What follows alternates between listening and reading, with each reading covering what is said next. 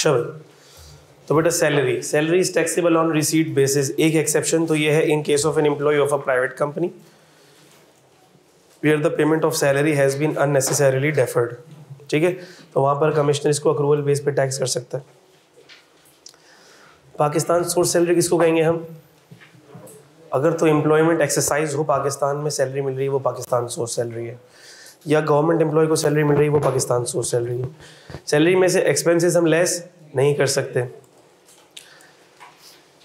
अच्छा, और ये हमें पता है कि अगर कोई सैलरी रिसीट बेसिस पर, अक्रूवल बेस पर अगर कमिश्नर ने टैक्सेबल कर दिया तो उसको वो दोबारा रिसीट बेसिस पर नहीं कर सकता। एक सैलरी को 2 दफ़ा टैक्स नहीं कर सकता। सैलरी की डेफिनेशन, वैसे तो माशाल्लाह आप लोगों को सैलरी की डेफिनेशन हिफ्ज़ है, याद है, लेकिन फिर भी ऐसे ही ज़रा मुख्तसरन मैंने इसके छोटे छोटे अल्फाज मुख्तसर करके इधर लिख दिए। पे मतलब फ़ी, वेज, पे, रिम्यूनरेशन, अदर रिम्यूनरेशन, लीव पे, लीव इनकैशमेंट, फ़ी, ग्रेचुइटी, वर्क कंडीशन, सप्लीमेंट, सब इसमें आ गया। पे पैसा, रोकड़ा, जो एम्प्लॉयर एम्प्लॉई रिलेशनशिप से, जो एम्प्लॉयमेंट रिलेशनशिप से जो पैसा मिल रहा एम्प्लॉई को, वेदर ऑफ रेवेन्यू और कैपिटल नेचर, वो सारा के सारा क्या होगा? सैलरी। ठीक है, अच्छा, पे, परक्विजिट्स को देखते, अलाउंसेस। अच्छा, अलाउंसेस के बारे में मैं एक बात कहूँगा, इंपॉर्टेंट बात है अलाउंसेस के बारे में, ज़रा सब सुन लेंगे गौर से। अलाउंसेस, अच्छा देखो, सैलरी किसको कहते हैं? मुख्तसर पूरे सैलरी के हेड का खुलासा क्या है? वो अमाउंट जिससे एम्प्लॉय को बेनिफिट मिल रहा है, सिंपल। वो अमाउंट जिससे एम्प्लॉय को बेनिफिट मिल रहा है वो सैलरी है।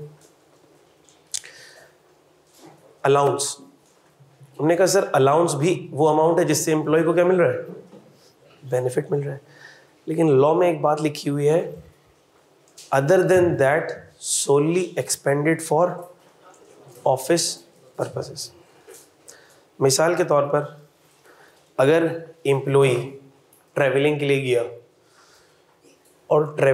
गया और उसका ख़र्चा हुआ, मिसाल के तौर पर 1 लाख रुपए पर डे का ख़र्चा हो गया। कितना हो गया? 5 दिन के लिए ऑफिस के काम से इस्लामाबाद गया और 1 दिन का 1 लाख रुपए खर्चा हो गया और वो पैसे कंपनी ने उसको रीइंबर्स कर दिए। तो क्या इसका फ़ायदा एम्प्लॉय को हो रहा है? नहीं। क्या ये सैलरी होनी चाहिए? नहीं। इसका मतलब सर वो अमाउंट सैलरी है जिसका फ़ायदा एम्प्लॉय को मिल रहा है, इन शॉर्ट। अलाउंस क्या होता है? आम तौर पर अलाउंस वो अमाउंट होता है जो फिक्स होता है इररिस्पेक्टिव ऑफ एक्चुअल एक्सपेंस। सही है? अलाउंस क्या होता है? फिक्स होता है। एम्प्लॉय है और मैंने कहा कि मैंने उसको फ्यूल अलाउंस दिया। 2-3 बातें सुन लो, बहुत काम आएंगी। एम्प्लॉय है, मैं उसको फ्यूल अलाउंस दे रहा हूं। अच्छा, कितना दे रहे हैं सर?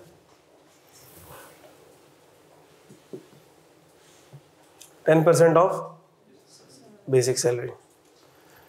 बेसिक सैलरी कितनी है? 24 लाख। फ्यूल अलाउंस दे रहा हूं 10% ऑफ बेसिक सैलरी, और ये फ्यूल ऑफिस पर्पसेस के लिए इस्तेमाल हो रहा है। सैलरी में टैक्स करूंगा या नहीं करूंगा? सैलरी में टैक्स करूंगा नहीं करूंगा? करूंगा नहीं करूंगा? नहीं करेंगे। करेंगे। उम्मत में इत्तेफाक नहीं है, कुछ कहते हैं करेंगे, कुछ कहते हैं नहीं करेंगे। टैक्स करेंगे क्योंकि लॉ ने बड़ा क्लियर कर दिया।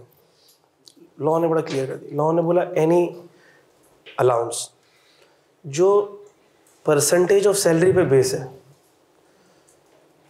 वो चाहे ऑफिशियल पर्पस के लिए भी क्यों ना हो, टैक्सेबल हो जाएगा। सिंपल। अभी मैं ज़्यादा बातों में नहीं जाऊँगा, मैं आपको काम की बात बताऊँगा जो आपको जहन में याद रखनी है। उसके पीछे की सारी बातें डिटेल के अंदर हमने लफाजियाँ, कहानियाँ, एग्जाम्पलें पहले कर ली क्लास में। अभी मैं बात करूँगा to the point, on target, और हम आगे बढ़ेंगे सिर्फ। इसका मतलब कि सर ये वाला केस अगर है और एम्प्लॉय को फ्यूल अलाउंस मिला है, फिक्स है, टैक्सेबल। एग्जामिनर कह रहा है ऑफिशियल पर्पजेस के लिए टैक्सेबल। क्लियर है ये बात? लेकिन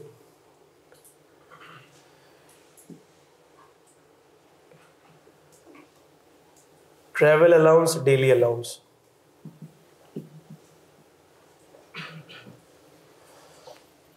टीएडीए, ये थोड़ा मुख्तलिफ अलाउंस होता है। पिछले फाइनेंस एक्ट्स में, पिछले से पिछले, इस टीएडीए अलाउंस को खुसूसी प्रोटोकॉल हासिल था, वो खुसूसी प्रोटोकॉल भी ख़त्म कर दिया। ठीक, वो खुसूसी प्रोटोकॉल भी ख़त्म कर दिया। टीएडीए किस तरह का अलाउंस होता है? ये डेली अलाउंस होता है, ये फिक्स अलाउंस होता है, ये सैलरी पे बेस। यानी मिसाल के तौर पर हम डायरेक्टर को बोलेंगे तुम जा रहे हो इस्लामाबाद, ऑफिस के काम से जा रहे हो? जी ऑफिस के काम से जा रहा हूँ। तुम्हारा डेली अलाउंस है 15,000।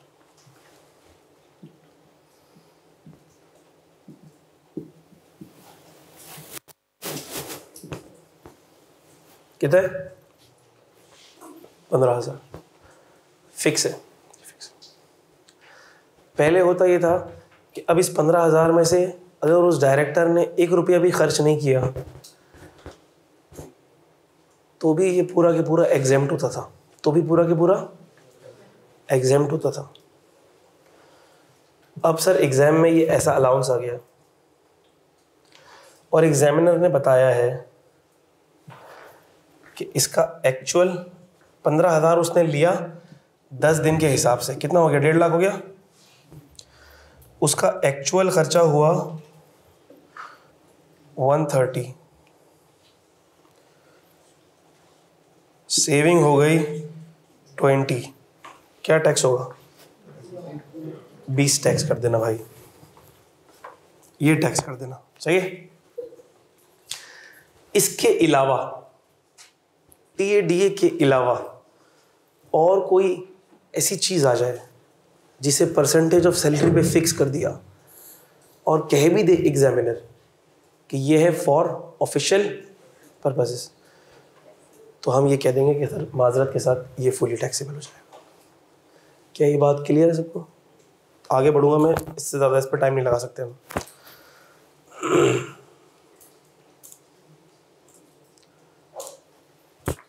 Allowance not fixed or percentage of salary, PILS profits in lieu of salary, pension, ESOS, employ share option scheme.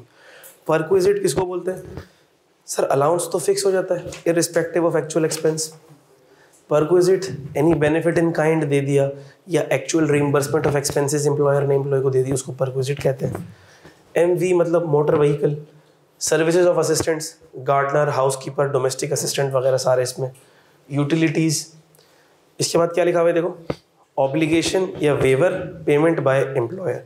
अच्छा, ऐसा हो सकता है कि एम्प्लॉय का कोई लोन हो और एम्प्लॉयर उसको वेव कर दे, तो क्या एम्प्लॉय को बेनिफिट मिल गया? सैलरी में चला जाएगा। एम्प्लॉय ने लोन देना था, बैंक को पे करना था, एम्प्लॉयर ने खुद पे कर दिया, क्या ये एम्प्लॉय के लिए बेनिफिट हो गया? सैलरी में चला जाएगा। एकोमोडेशन, घर मिल रहा, गाड़ी मिल रही है, सर ये परक्विजिट है, बेनिफिट्स है। अच्छा लेकिन एक बात याद है, ये मोटर व्हीकल का बेनिफिट, एकोमोडेशन का बेनिफिट सैलरी में जाएगा, टैक्स भी होगा, क्या इससे वेल्थ बढ़ती है?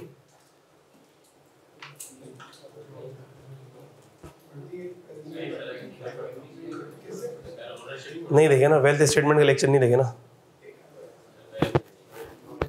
बहुत अफसोस की बात है। वेल्थ बढ़ती है?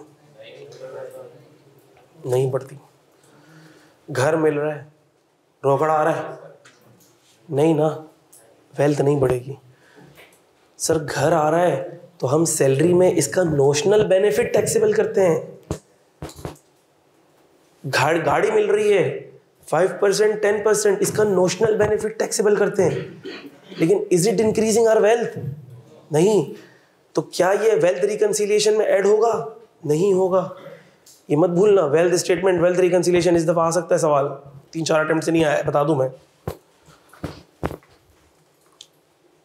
अच्छा भाई, ये बात बता दी मैंने। FMV of any other benefit, और भी कोई बेनिफिट मिल जाए उसकी फेयर मार्केट वैल्यू टैक्स हो जाएगी। और जो इंपॉर्टेंट है वो ये है, interest free loan. Interest free loan, sir क्या एम्प्लॉयर एम्प्लॉय को इंटरेस्ट फ्री लोन दे सकता है? बेंचमार्क रेट से कम पे दे सकता है? बेंचमार्क रेट क्या है? 10%। 8% पे दे दिया, 2% टैक्सेबल। इंटरेस्ट फ्री दे दिया, 10% टैक्सेबल। इसकी कुछ एक्सेप्शंस हैं जी सर हैं। अगर लोन हो अप टू 1 मिलियन तो भी टैक्स नहीं करेंगे, या such benefit is extended by the employer, wordings याद है? Such benefit is extended by the employer on account that the employee has waived interest income on his accounts maintained with the employer. यानी अगर employ ने अपने PF GF पर सूद लेने से भी मना कर दिया है तो फिर हम इस इंटरेस्ट के वेवर को टैक्सेबल नहीं करेंगे। Profits in lieu of salary, profits in lieu of salary वो बड़ी अमाउंट्स, वो सिग्निफिकेंट अमाउंट्स जो सैलरी की मद में दी जा रही हैं, जिसमें हमें याद होगा provident fund, golden handshake scheme. Golden handshake scheme के केस में हमारे पास एक स्पेसिफिक ऑप्शन है, क्या? Option to tax at last 3 years average rate of tax. और profits in lieu of salary में एक और चीज़ भी आती है, consideration for an employee's agreement to enter into agreement, to enter into any restrictive covenant, या to enter into any condition. याद है ना कि अगर तो किसी भी कंडीशन मानने के लिए कोई एक्स्ट्रा पेमेंट हो रही है, कोई रिस्ट्रिक्टिव कोवेनेंट मानने के लिए कोई पेमेंट हो रही है, तो सारी की सारी सैलरी का पार्ट बन जाती है। अच्छा भाई, अब ये मैं बता रहा हूँ और ये गौर से सुन लेना प्लीज़। एकोमोडेशन के अंदर मरते वक्त तक बच्चे गलतियाँ करते हैं। एकोमोडेशन, बहुत गौर से सुन लो, for the very last time before your examination. Accommodation आज समझ में नहीं आया तो अब नहीं आएगा कभी भी समझ में।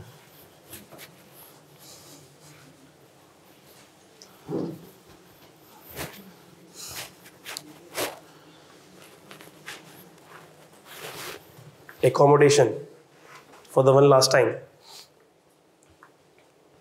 एम्प्लॉयर ने एम्प्लॉई को हाउस रेंट अलाउंस दे दिया, कैसे टैक्स करेंगे? सर जैसे ही अलाउंस दे दिया हमारी ज़िंदगी आसान हो गई। अलाउंस तो रोकड़ा है, अमाउंट है, अमाउंट को सैलरी में ऐड कर देंगे, ख़त्म हुई कहानी। कोई एग्जेम्पशन है? कोई फॉर्मूला है? कोई रेट है?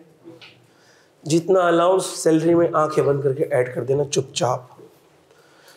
अलाउंस नहीं मिल रहा, क्या मिल रही है? अकोमोडेशन।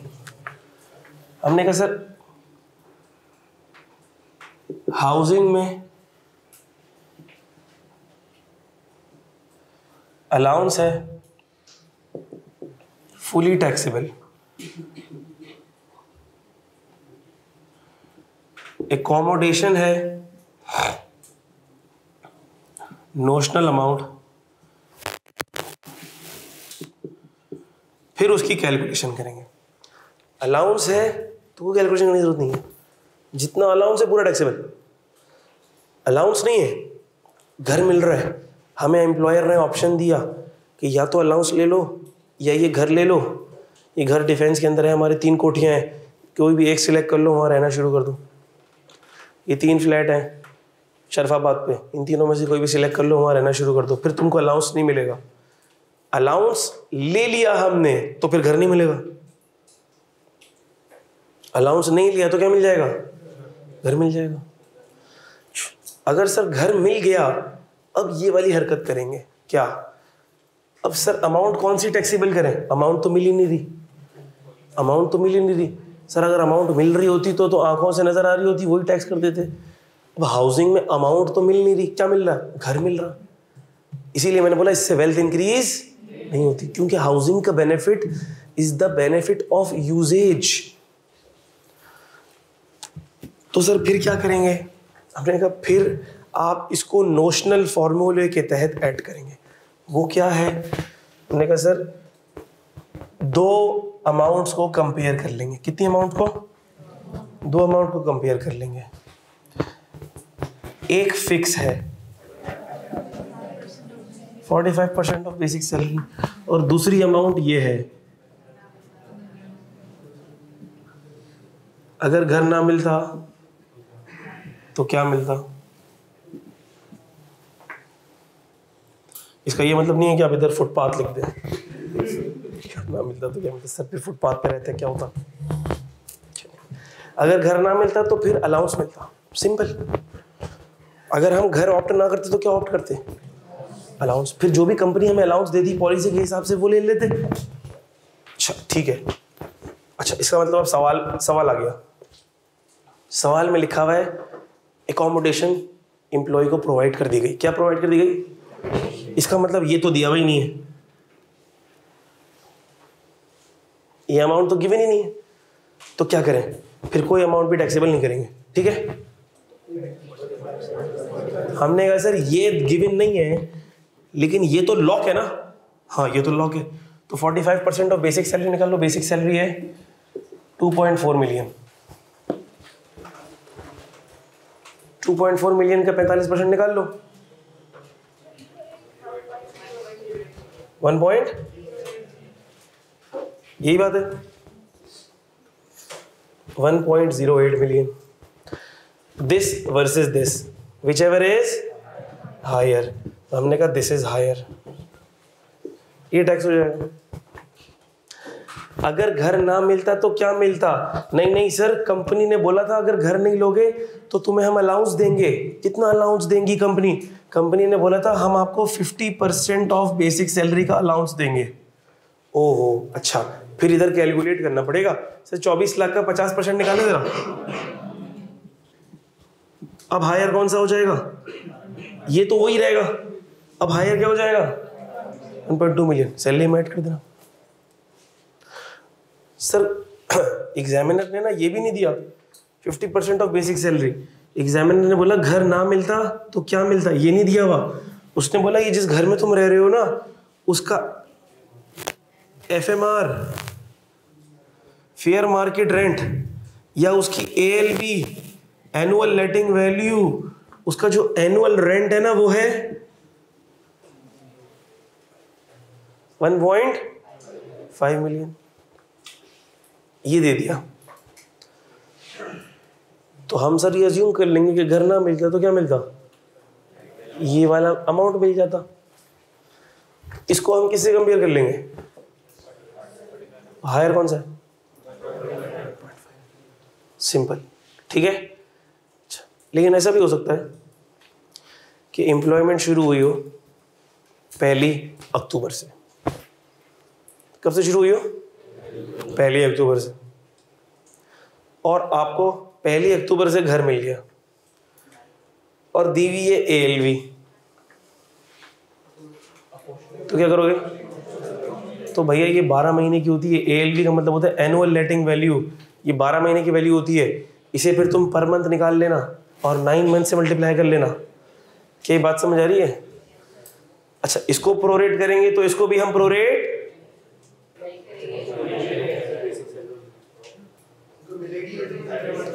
नहीं करेंगे, क्योंकि सर हमें बेसिक सैलरी उतने दिनों की मिल रही होगी, उतने महीनों की मिल रही होगी जितने महीने हमने काम किया है। तो अगर हमने 45% अपनी बेसिक सैलरी पर लगाया है तो हमारे बेवकूफ़ बच्चे क्या कर रहे होते हैं? इसको भी प्रोरेट कर देंगे। बोलेंगे सर इसके साथ ज्यादती क्यों, इसको प्रोरेट किया तो इसको भी करेंगे। अबे भाई वो पहले प्रोरेट हो गई है, बेसिक सैलरी में उतने महीने की सैलरी गई होगी जितने महीने काम किया है। तो उल्टी सीधी हरकतें करने से इज्तनाब करना। पेपर में ऐसी गलतियां जज्बात में आके होने के चांसेस ज़्यादा होते हैं। समझ आ गया? हाउसिंग मैं ज़्यादा बहस नहीं करूँगा, हाउसिंग के ऊपर इतना काफ़ी है। ठीक है। और आपको पता है कि अगर तो MTS गिवन हो तो क्या लेते हैं? फिर मिनिमम टाइम स्केल लेते हैं। ये आपको पता है, मैं इसकी ज़्यादा बहस में नहीं पड़ रहा। काम की बात करेंगे और आगे बढ़ेंगे। वक्त का मुकाबला सख्त। मोटर व्हीकल के अंदर कोई मसला है? बिल्कुल बच्चों वाला है। मोटर व्हीकल अगर मिल रही है for official purposes, not taxable. अगर सिर्फ official not taxable. Sir official plus personal 5%, only personal 10% of cost of vehicle to the employer or fair market value at the time of commencement of lease.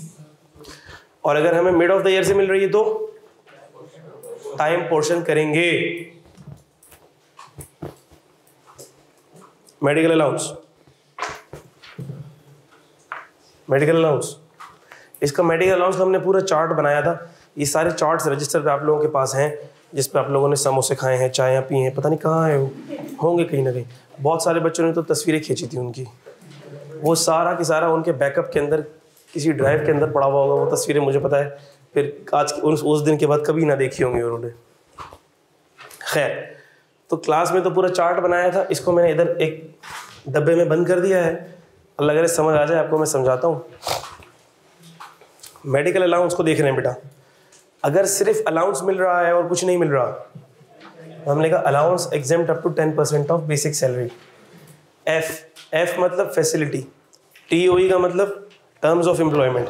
अगर सिर्फ medical facility मिल रही है और वो terms of employment के तहत है, terms of employment के तहत मतलब कंपनी पॉलिसी के तहत है, ज्वाइनिंग पॉलिसी के तहत है। अगर मेडिकल जी बेटा मेडिकल फैसिलिटी मिल रही है, अच्छा मेडिकल फैसिलिटी में हॉस्पिटलाइजेशन भी हो सकती है, मेडिकल इंश्योरेंस भी हो सकती है। फिर कुछ बच्चे ना मेडिकल इंश्योरेंस देख के मेडिकल इंश्योरेंस का अमाउंट कैलकुलेट करके उसको टैक्सेबल कर रहे होते हैं। नहीं भाई, मेडिकल इंश्योरेंस का मतलब कि एक फैसिलिटी है, उसका अमाउंट कैलकुलेट नहीं करना। फैसिलिटी अगर सिर्फ फैसिलिटी है इन accordance with the terms of employment, तो फिर फैसिलिटी क्या हो जाएगी? एग्जेम्प्ट। अगर फैसिलिटी है not in accordance with the terms of employment, तो फैसिलिटी क्या हो जाएगी? टैक्सेबल। अगर अलाउंस भी है और फैसिलिटी भी है, और फैसिलिटी है इन accordance with the terms of employment, हमने कहा अलाउंस फुली टैक्सेबल हो जाएगा और फैसिलिटी एग्जेम्प्ट। और अलाउंस भी है और फैसिलिटी भी है, लेकिन facility not in accordance with the terms of employment, तो हमने कहा फिर अलाउंस पे 10% की एग्जेम्पशन मिलेगी और फैसिलिटी क्या हो जाएगी? टैक्सेबल। फैसिलिटी की exemption subject to NTN of medical practitioner and employer attestation. ये बातें हमें पहले ही पता है। मेडिकल फैसिलिटी में किसी को कोई डाउट हो तो मुझसे पूछ लो। क्लियर है बेटा सबको? अच्छा, अगर एम्प्लॉयर ने ये वादा कर लिया एम्प्लॉई से कि तुम्हारी सैलरी का जो टैक्स बनेगा वो मैं बियर करूंगा, तो क्या ये भी एक टैक्सेबल परक्विजिट बन जाएगा? बिल्कुल। अगर एम्प्लॉयर ने एम्प्लॉई से ये वादा किया कि तुम्हारी सैलरी का टैक्स मैं बियर करूंगा, तो ये भी एक टैक्सेबल परक्विजिट बन जाएगा और ये सैलरी में ऐड हो जाएगा। अगर अमाउंट सवाल में गिवन हो तो हमारा काम ही खत्म हो गया, हमने टक करके उसी अमाउंट को टैक्सेबल कर देना है। अगर सवाल में गिवन ना हो तो हमें उसको ग्रॉसअप करना है और ग्रॉसअप अमाउंट को सैलरी में इंक्लूड करना है। ठीक है? अच्छा, ग्रेचुटी, अप्रूव्ड ग्रेचुटी फंड। अगर सर हमें ग्रेचुटी मिल रही है, पोस्ट एम्प्लॉयमेंट बेनिफिट है, ग्रेचुटी मिल रही है और वो अप्रूव्ड फंड से मिल रही है तो क्या है? एग्जेम्प्ट। अगर अप्रूव्ड स्कीम से मिल रही है तो 3 लाख तक एग्जेम्प्ट है। अगर अनअप्रूव्ड स्कीम या फंड से मिल रही है तो लोअर ऑफ 75,000 और 50% ऑफ अमाउंट। अच्छा भाई, और इसकी कुछ कंडीशंस हैं जो आपको याद होगी। Any gratuity receive by non resident, ये वो सब चीज़ें। सुपर एनुएशन फंड, अगर अप्रूव्ड सुपर एनुएशन फंड है और पेमेंट मिल रही है मरने के बाद तो क्या हो जाएगी? ये एग्जाम। अगर मिल रही है बिफोर डेथ तो टैक्सेबल, और अनअप्रूव्ड सुपर एनुएशन फंड से पेमेंट मिल रही है तो टैक्सेबल होगी, चाहे मर के मिले चाहे जिंदा। Provident fund, provident fund employee contribution, चाहे रिकॉग्नाइज्ड फंड हो चाहे अनरिकॉग्नाइज्ड फंड हो, एम्प्लॉय कॉन्ट्रीब्यूशन तो हमेशा क्या होगा?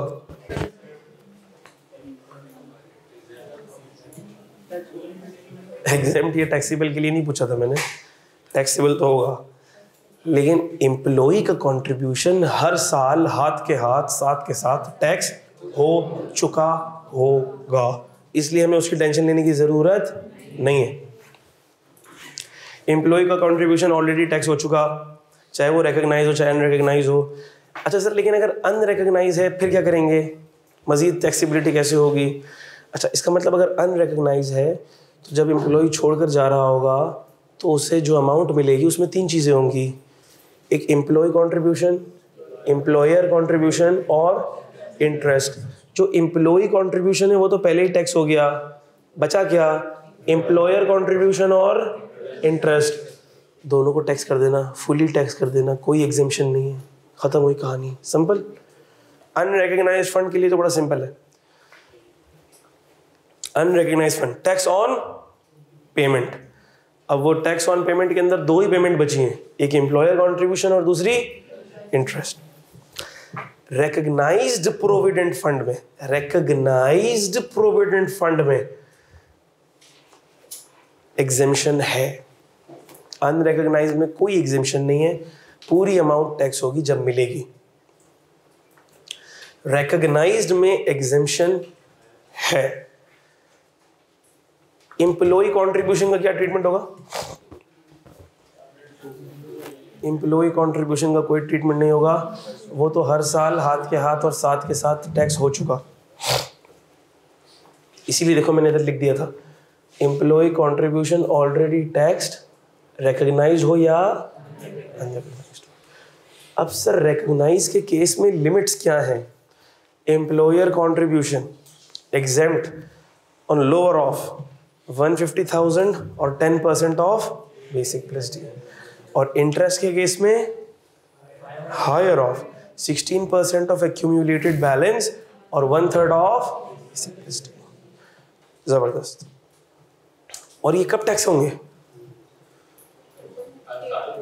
हर साल हाथ के हाथ साथ के साथ, taxed on accrual basis, that is in the year of contribution या in the year of income. Pension, pension sir exempt है सब्जेक्ट टू 2 कंडीशंस। अच्छा सर कंडीशंस हैं, लेकिन ये कंडीशन अगर 60 साल से ऊपर की एज है तो फिर ये कंडीशन नहीं होगी, फिर तो एग्जेम्प्ट होगी जितनी भी पेंशनें मिले। लेकिन अगर सर 60 साल से कम उम्र है, हमारी तरह का नौजवान है कोई, उसको पेंशनें मिल रही हैं, अच्छा भाई, तो हमने कहा सर क्या फिर ये एग्जेम्प्ट होगी? आओ देखते हैं। Number 1, not work for the same employer या एसोसिएट ऑफ दैट एम्प्लॉयर। अगर सर रिटायरमेंट के बाद वो उसी एम्प्लॉयर के पास या उसके एसोसिएट के पास किसी कैपेसिटी में काम कर रहा है तो सर अब जो उसको पेंशन मिल रही है वो एग्जेम्प्ट नहीं होगी। और अगर सर किसी और के पास काम कर रहा है तो उसके पास काम नहीं कर रहा तो फिर एक पेंशन तो एग्जेम्प्ट है, लेकिन अगर एक जगह छोड़ी रिटायर हुआ वहाँ से पेंशन मिली, दूसरी जगह छोड़ी वहाँ से भी पेंशन मिल रही है, तीसरी जगह काम कर रहा है, तो हमने कहा उसको कितनी पेंशन मिल रही है? 2। तो फिर एग्जेम्प्ट कितनी होंगी? 1। हायर वाली लोअर वाली? हायर वाली एग्जेम्प्ट होगी, लोअर वाली टैक्सेबल होगी। और अगर 60 साल क्रॉस कर चुका है तो फिर ये दोनों कंडीशंस को हम आंखें बंद कर लेंगे, फिर हम बोलेंगे तुझे जो पेंशन मिल रही है वो एग्जेम्प्ट है, ठीक है। अच्छा, इसके अंदर जो सवाल था मैं उसको रिपीट भी कर दूं। सवाल एग्जाम में 1-2 दफ़ा जो आया है वो ये आया है कि एक पेंशन आपको मिल रही है, वो साल के शुरू से मिल रही है, दूसरी पेंशन स्टार्ट हुई है अप्रैल से। एक पेंशन साल के शुरू से मिल रही है और दूसरी स्टार्ट हुई है कब से? अप्रैल से। इसका मतलब साल के जो 9 महीने हैं उसमें सिर्फ कितनी पेंशन मिल रही है? 1। तो साल के शुरू के 9 महीने में जिसमें सिर्फ 1 ही पेंशन मिल रही है वो तो एग्जेम्प्ट है। सिर्फ 3 महीने ऐसे होंगे जिसमें 2 पेंशनें मिल रही हैं, ठीक है। और मिसाल के तौर पर पुरानी वाली पेंशन है 30,000, नई वाली पेंशन है 50,000, तो एग्जेम्प्ट कौन सी होगी? 50 वाली। तो उन तीनों महीनों की 50 को एग्जेम्प्ट कर देंगे और उन तीनों महीनों की 30 को क्या कर देंगे? यानी 90 टैक्सेबल हो जाएगा। याद रहेगी बात? कम्यूटेशन ऑफ पेंशन मतलब sum of pension, summation of pension, lump sum जो पेमेंट मिलती है वो एग्जेम्प्ट है। अगर अनअप्रूव्ड स्कीम से मिल रही है तो 75,000 और 50% of the amount which ever is lower, ये एग्जेम्पशन है उसकी। अच्छा, बीओडी मीटिंग्स अटेंड करने के पैसे मिल रहे हैं तो ये जो कंपनी पैसे दे रही है, जो एम्प्लॉयर पैसे दे रहा है, उसकी जिम्मेदारी है 20% काटना, लेकिन वो जो 20% उसने काटे हैं वो विदहोल्डिंग है। सैलरी में ग्रॉस अमाउंट जाती है। मिसाल के तौर पर इसके अंदर देखो, बच्चे कंफ्यूज होते हैं एंड तक, देख लो।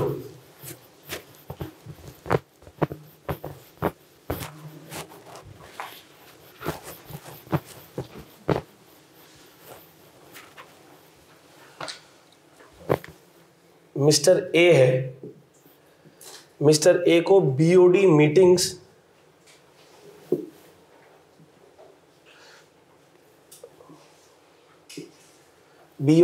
अटेंड करने की फी मिली है और सवाल में दी हुई है ग्रॉस फी।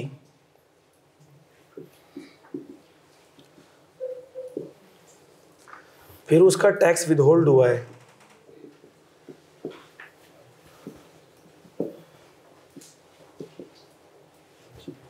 नेट कितने मिले? सैलरी में कौन सा अमाउंट जाएगा?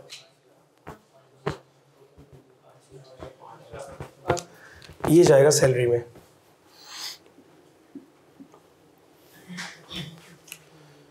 अगर एग्जामिनर ने ये अमाउंट दी हुई है और उसने कहा ये है कि मिस्टर ए को बीओडी मीटिंग्स अटेंड करने के 4 लाख रुपए मिले हैं नेट ऑफ टैक्स, तो इसको ग्रॉस करोगे, 5 लाख निकालोगे और सैलरी में क्या लोगे? क्या ये बात सबको क्लियर है? इसके अलावा किसी ने कुछ उल्टी सीधी हरकत करी ना, खैर नहीं। रात को ख्वाब में चाहत फतेह अली खान आएगा।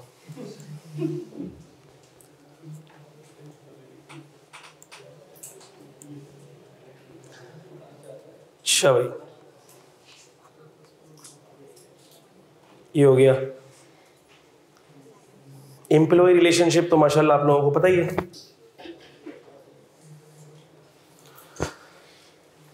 एम्प्लॉय रिलेशनशिप, अगर कोई सैलरी एम्प्लॉयर से मिल रही हो, एसोसिएट ऑफ एम्प्लॉयर से मिल रही हो, any third party under in arrangement, सब सैलरी। पास्ट एम्प्लॉयर से मिल रही हो, प्रोस्पेक्टिव एम्प्लॉयर से मिल रही हो, सब सैलरी का पार्ट है। WPPF से कोई अमाउंट मिल रही है, एग्जेम्प्ट होगी, टैक्सेबल नहीं होगी। ऐसा कोई परक्विजिट मिल रहा है without marginal cost to employer, ये इंपॉर्टेंट है, पेपर में आता है। अगर कोई रेस्टोरेंट का एम्प्लॉय है, होटल का एम्प्लॉय है, उसको फ्री खाना या सब्सिडाइज खाना मिल रहा है, तो क्या वो टैक्सेबल होगा? नहीं होगा।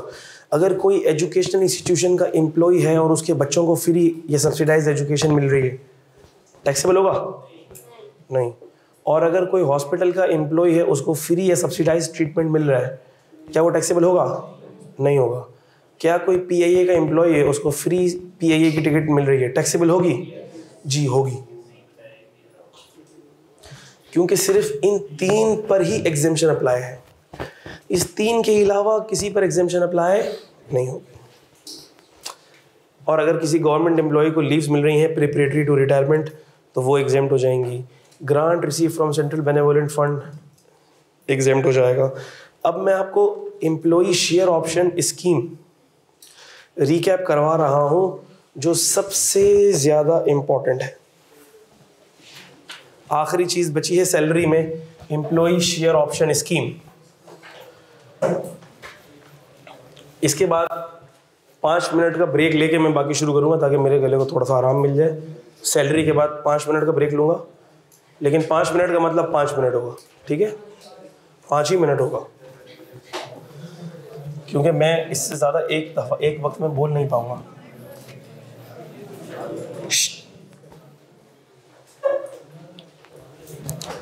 ये ज़िंदगी में आखिरी मौका है एम्प्लॉय शेयर स्कीम समझने का। मेरा मतलब है पेपर से पहले। CA फाइनल में फिर समझा देंगे आपको, टेंशन नहीं है, लेकिन अहमद को नहीं समझना है।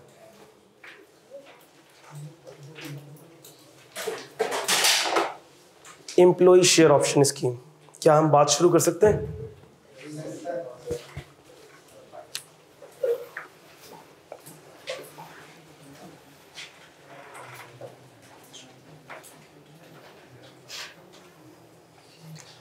एम्प्लॉय शेयर ऑप्शन स्कीम्स में ऑप्शंस भी मिल सकते हैं, और क्या भी मिल सकते हैं? शेयर्स भी मिल सकते हैं। एम्प्लॉय शेयर ऑप्शन स्कीम्स में आपको शेयर के ऑप्शंस भी मिल सकते हैं। और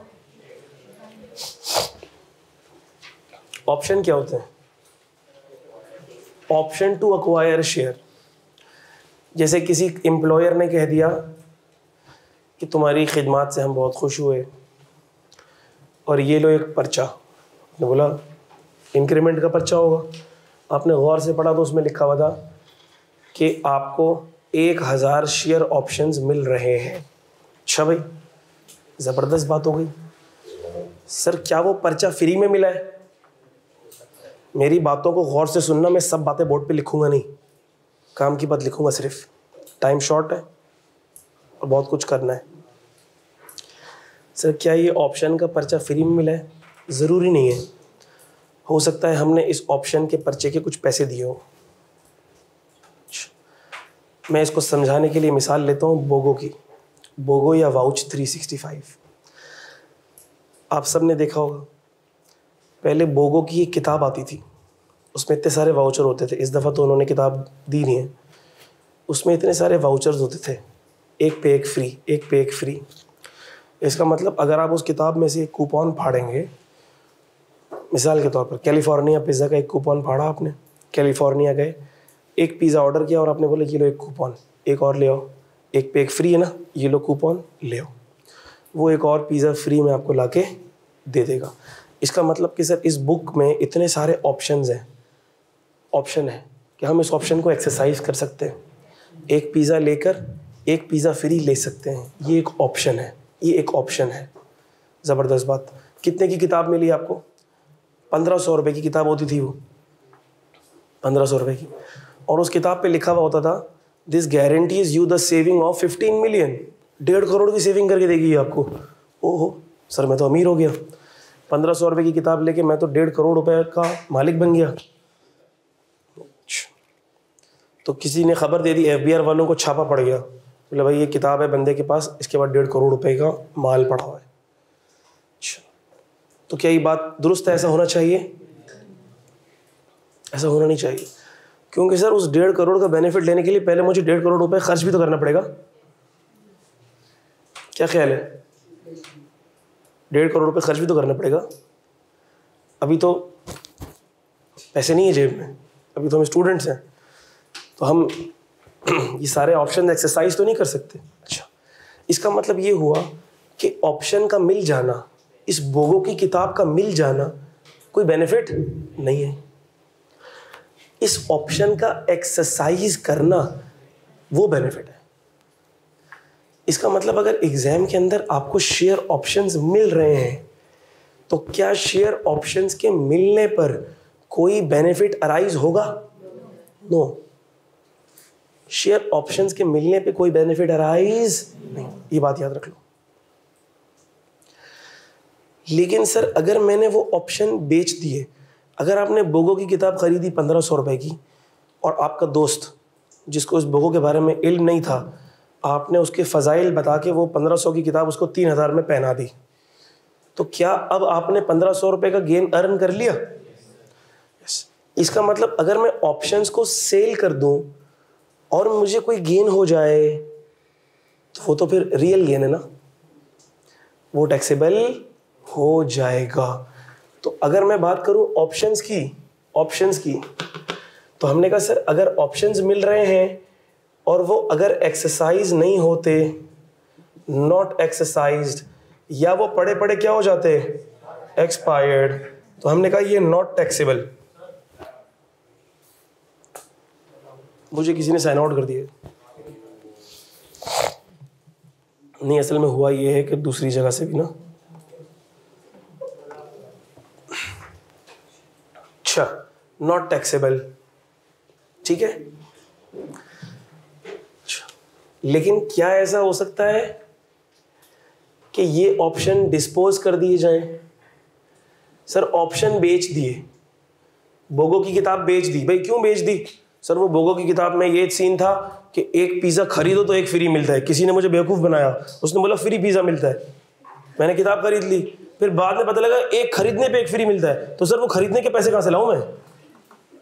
मैंने कहा ये तो सीरियस मसला है, तो बेच दो। हमने कहा अच्छा भाई बेच दी। अब बेच दी तो गेन आएगा जी, गेन आएगा। कहाँ जाएगा? टैक्सेबल सैलरी में जाएगा। और गेन कैसे निकलता है? जो पैसे आए माइनस जो कॉस्ट थी, consideration received minus cost, taxable salary, TS मतलब टैक्सेबल सैलरी। तीसरी क्या भी चीज हो सकती है? तीसरी चीज ये हो सकती है कि मैंने ऑप्शंस को शेयर में कन्वर्ट कर लिया। ऑप्शंस को शेयर में कन्वर्ट कर लिया।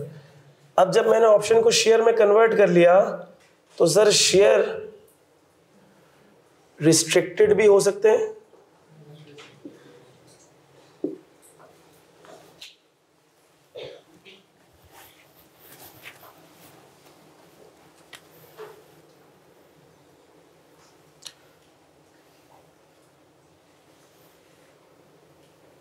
तो हमने कहा सर शेयर्स क्या भी हो सकते हैं?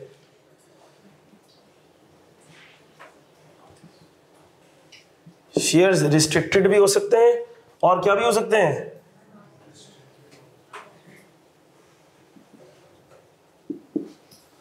अनरिस्ट्रिक्टेड भी हो सकते हैं।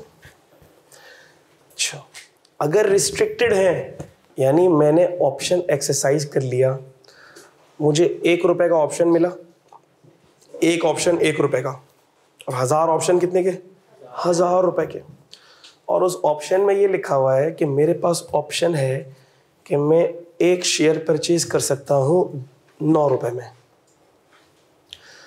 और अगर मैं 9 रुपए दे के वाकई में वो शेयर परचेज कर लूं तो मेरी जेब से एक शेयर के लिए कितने पैसे निकले? 10 रुपए। 1 रुपया ऑप्शन की कॉस्ट, 9 रुपए कन्वर्जन कॉस्ट। सबको बात समझ आ रही है? इसका मतलब 1 रुपया ऑप्शन की कॉस्ट, 9 रुपए कन्वर्जन कॉस्ट, 10 रुपए मेरी जेब से निकल गए। और मुझे कंपनी ने शेयर दे दिया। सर जैसे ही मैंने शेयर देखा वो पिंजरे के अंदर बंद था, ताला लगा हुआ था, यानी उस शेयर को उस पिंजरे में से शेयर नहीं हो गया, शेयर हो गया तो सर पिंजरे में बंद है। उस शेयर को मैं निकाल के मार्केट में सेल नहीं कर सकता। यानी यूं समझ लो बोगो वालों ने फ्री का पिज़्ज़ा तो दे दिया, लेकिन उस फ्री के पिज़्ज़ा को एक बॉक्स में बंद कर दिया और उस पर लॉक लगा दिया। तो क्या अब वो मैं फ्री का पिज़्ज़ा खा सकता हूँ? नहीं खा सकता। इसका मतलब सर उस पिज़्ज़ा का बेनिफिट मुझे मिला? अभी नहीं मिला, अभी नहीं मिला मुझे। तो सर जब ये रिस्ट्रिक्शन खत्म होगी बेनिफिट तो तब होगा। इसका मतलब कि सर जो रिस्ट्रिक्टेड शेयर्स होंगे वो ऐसे होंगे कि शेयर तो मिल जाएंगे लेकिन उस पर साथ में लगी हुई होगी कोई रिस्ट्रिक्शन कि ये 2 साल बाद आप बेच सकते हो, ये 1 साल बाद आप बेच सकते हो। तो इसका मतलब मुझे फायदा होगा कब? जब मैं बेचूंगा, जिस साल बेचूंगा। ऐसा है कि नहीं है?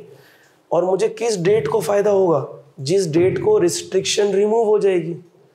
अच्छा, जैसे ही रिस्ट्रिक्शन रिमूव हो गई, सर पिज़्ज़ा वाले ने पिज़्ज़ा के ऊपर जो ताला है ना वो हटा दिया, क्या मुझे बेनिफिट मिल गया?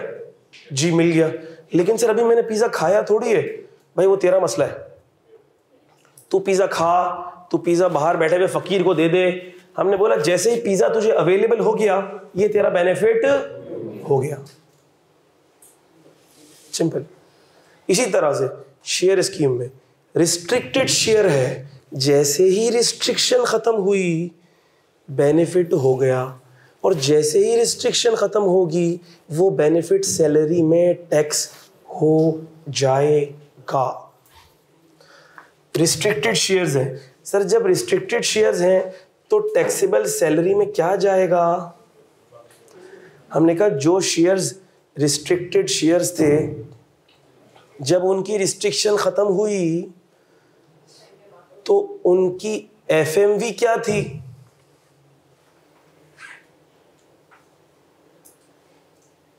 FMV at removal of restriction. जब उनकी रिमूवल ऑफ रिस्ट्रिक्शन हुई तो उनकी वैल्यू क्या थी? उसमें से क्या लेस कर दो? कॉस्ट। कौन सी? Option cost plus conversion cost. मिसाल के तौर पर सर जब रिस्ट्रिक्शन रिमूव हुई तो सर एक शेयर की वैल्यू थी 25 रुपए माइनस तुमने कॉस्ट कितनी दी सर, 1 रुपए ऑप्शन की कॉस्ट, 9 रुपए कन्वर्जन कॉस्ट, तो गेन कितना आ गया? 15 रुपए का गेन चला जाएगा सैलरी में। क्या ये बात सबको समझ आती है?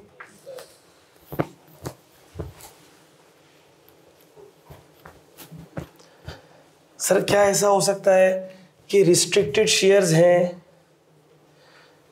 लेकिन हमने रिस्ट्रिक्शन खत्म होने का इंतजार नहीं किया और रिस्ट्रिक्टेड शेयर्स अपने दोस्त को, जो कि कंपनी का ही एम्प्लॉय था, वैसे अलाउ नहीं होते ये शेयर्स बेचना, लेकिन कंपनी कह सकती है ठीक है आप अपने किसी और एम्प्लॉय को बेच सकते हैं, तो हमने इनको डिस्पोज कर दिया, तो CR माइनस कॉस्ट।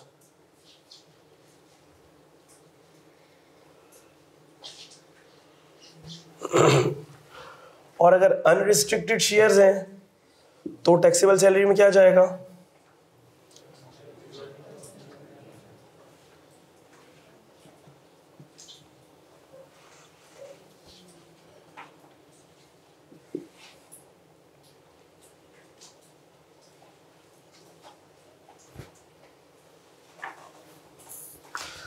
अगर अनरिस्ट्रिक्टेड है तो सर जिस दिन शेयर इशू होंगे, हमें बेनिफिट मिल गया, और अगर उस दिन हमें बेनिफिट मिल गया तो डेट ऑफ इशू को जो उसकी वैल्यू होगी, मिसाल के तौर पर सर जब ये इशू हुए तो उसकी वैल्यू थी 15 रुपए, तो हमने कहा ठीक है 15 माइनस कॉस्ट यानी कि 10, 15 में से 10 को लेस करना, 5 रुपए सैलरी में टैक्स कर लेना। एम्प्लॉई शेयर ऑप्शन स्कीम यहाँ ख़त्म हुआ। इसमें किसी को कोई डाउट हो तो मुझे बता दो। ज़्यादातर बच्चे गलती इसी में करते हैं और मुझे समझ नहीं आता क्यों करते हैं, हालांकि ये है बिल्कुल सिंपल कॉन्सेप्ट। अगर आज भी एम्प्लॉय शेयर ऑप्शन स्कीम आपको समझ नहीं आया, अब कब आएगा?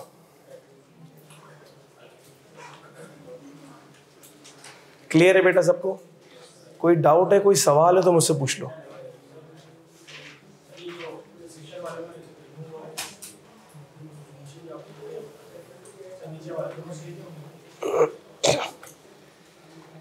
मिसाल के तौर पर तुम्हें शेयर्स, रिस्ट्रिक्टेड शेयर्स मिले हैं, तुम शेयर्स को बेच सकते, लेकिन कुछ केसेस में ऐसा होता है कि रिस्ट्रिक्शन तो लगी हुई है शेयर के ऊपर, तुम इसको ओपन मार्केट में नहीं बेच सकते, लेकिन ऑफिस में ही अपने दूसरे कुलीग को बेच सकते हो। तो उस केस में कैसे गेन निकालोगे? जितने के बेचे एक्चुअल में, जितना माल आया उसमें से लेस कर दो जितनी विदिन का।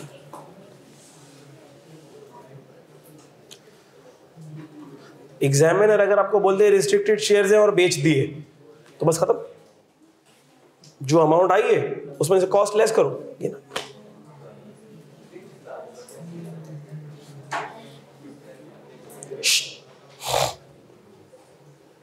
नो बातें। एक दफा इसको देख लो, सैलरी इनकम के हेड को प्यार भरी नजर से एक दफा देख लो।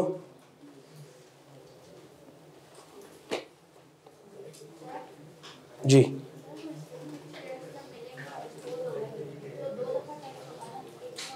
वो बताऊंगा, वही बताऊंगा।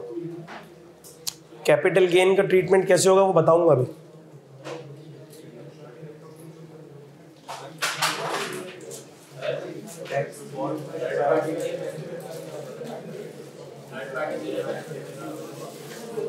कौन सा बेनिफिट?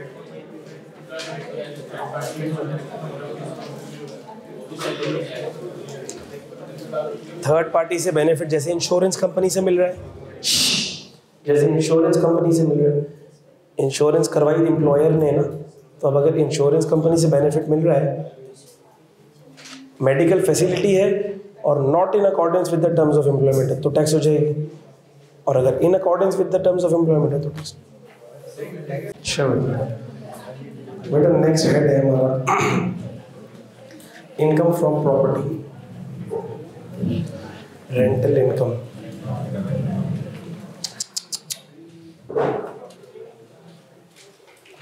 रेंटल इनकम चार्जेबिलिटी की बेसिस क्या है इसमें?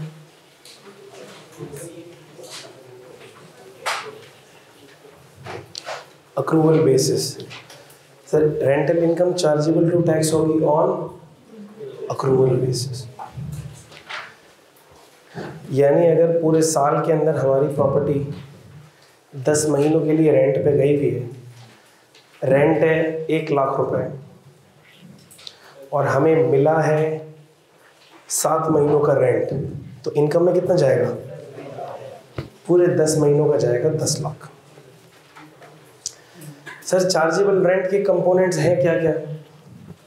मैंने कहा लैंड और बिल्डिंग का जो रेंट आ रहा है वो ग्रॉस रेंट, जो भी पैसा रोकड़ा मिल रहा है वो चार्जेबल टू टैक्स होगा।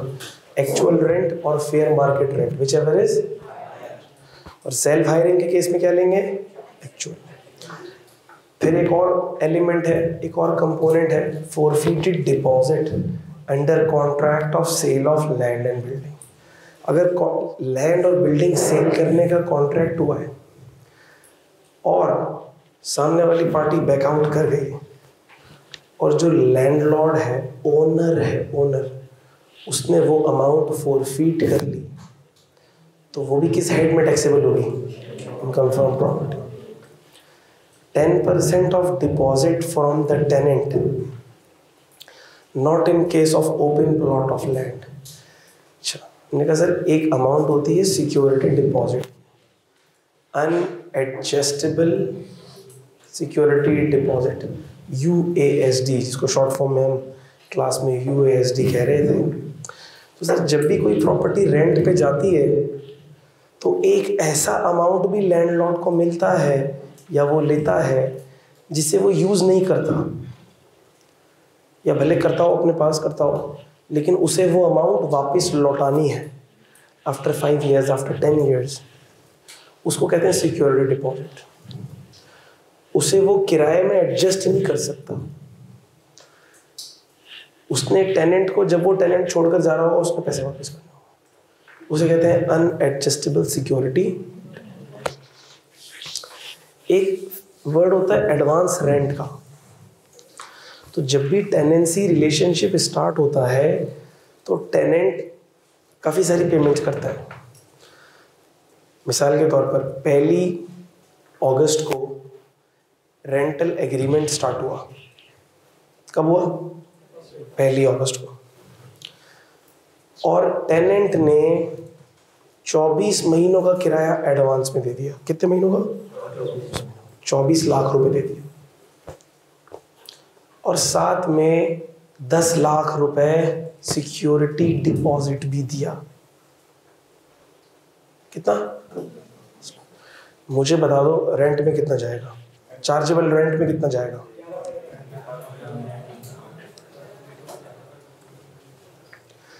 चौबीस महीनों का एडवांस रिसीव हुआ है, भूलना नहीं।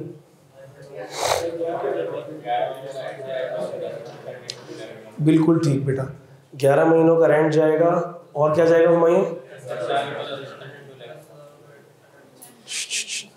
हाँ हुमायूं, क्या जाएगा बेटा? बस इस बेवकूफ़ी की उम्मीद तुमसे नहीं थी मुझे, और ये भी तुमने बेवकूफ़ी पता है क्यों की है? क्योंकि तुम उस दिन क्लास में लेट आए हुए, वरना तुम ये वाली बात ना करते। अच्छा हुआ तुमने ये बात कर दी और मैंने तुम्हारी मिस्टेक आइडेंटिफाई कर ली। UASD मंथ प्रोरेट नहीं होता, ठीक है? UASD मंथ प्रोरेट नहीं होता, यानी जिस साल UASD मिलेगा उस साल का उसका 10% पूरा के पूरा चार्जेबल रेंट का पार्ट बनेगा, और जिस साल ये UASD रिटर्न होगा उस साल उसकी मद में कोई अमाउंट चार्जेबल रेंट का पार्ट नहीं बनेगा। क्या ये ओपन प्लॉट ऑफ लैंड के केस में कंसीडर होगा?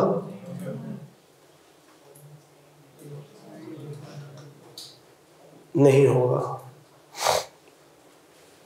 साइनिंग अमाउंट वो अमाउंट होती है कि मिसाल के तौर पर लैंडलॉर्ड राजी नहीं हो रहा रेंट पे देने के लिए, हमने उसको राजी करने के लिए एक अमाउंट दी है, इंड्यूसमेंट अमाउंट दी है, उसको कह रहे हैं साइनिंग अमाउंट, तो वो भी रेंट का पार्ट होती है। अक्रूवल बेसिस पे चार्जेबल होगी साइनिंग अमाउंट जब पैसा मिलेगा और अगर कोई रेंट का बैड डेट है तो जब वो बैड डेट रिकवर हो जाएगा तो टैक्सेबल। अच्छा, क्या चीज़ें रेंट नहीं है? Rent of building together with plant and machinery, ये किस हेड में जाता है? Amount included in rent for amenities, utilities, any other service, IFOS। सब लीज से जो पैसे मिलते हैं, IFOS।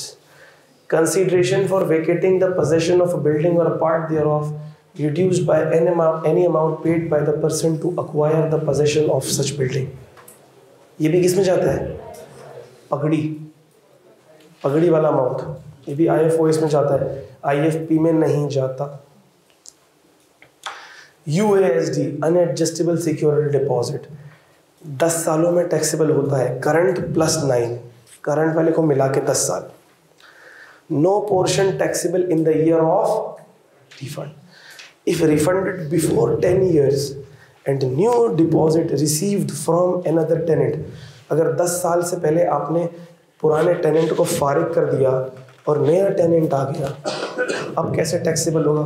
ज़रा ये देखना, बस ये आसान सा हेड है, इसमें कुछ खास है नहीं, 2 मिनट में ख़त्म हो जाएगा डिस्कशन। बताओ ईयर 1 की रेंटल इनकम कैसे निकलेगी? Gross rent, gross chargeable rent कैसे निकलेगा? ग्रॉस रेंट निकालो, अभी नेट रेंट की बात नहीं कर रहा, एक्सपेंसेस को छोड़ दो अभी। सर ईयर 1 के अंदर ये किस महीने से आया? ये आया 1 अगस्त 22। कितने महीने? तो हमने कहा सर इसका मंथली रेंटल जाएगा 11 × 1 लाख, और क्या जाएगा? कितना?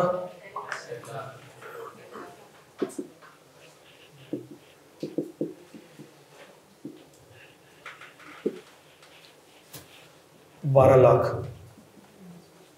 ठीक है। ईयर 2 में,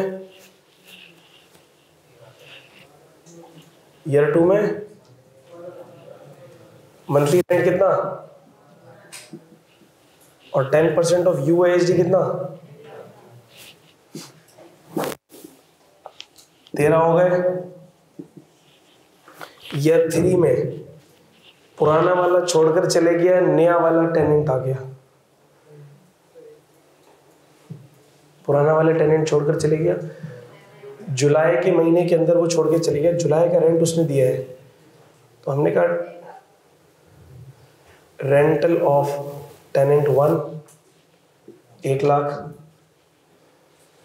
वो छोड़ के चले गया, हमने उसको उसका UASD वापस कर दिया उसको USD। तो अगर हमने उसको उसका UASD वापस कर दिया तो अब हम क्या उसको टैक्स करेंगे? बिल्कुल नहीं करेंगे, इस साल नहीं करेंगे, जिस साल वापस हो रहा है। अच्छा, इसको जुलाई का रेंटल मिला, फिर नया टेनेंट आया मई में,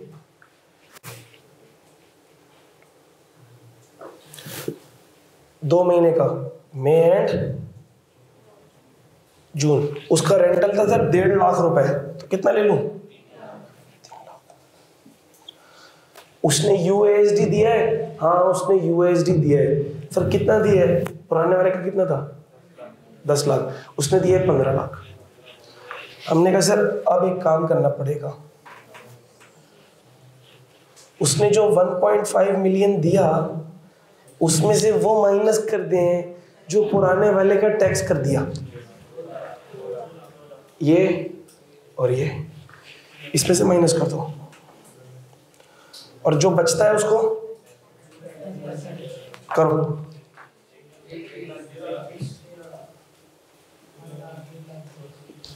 सब कुछ समझ आ गई ये वाली बात है? क्लियर है? गलती नहीं करना।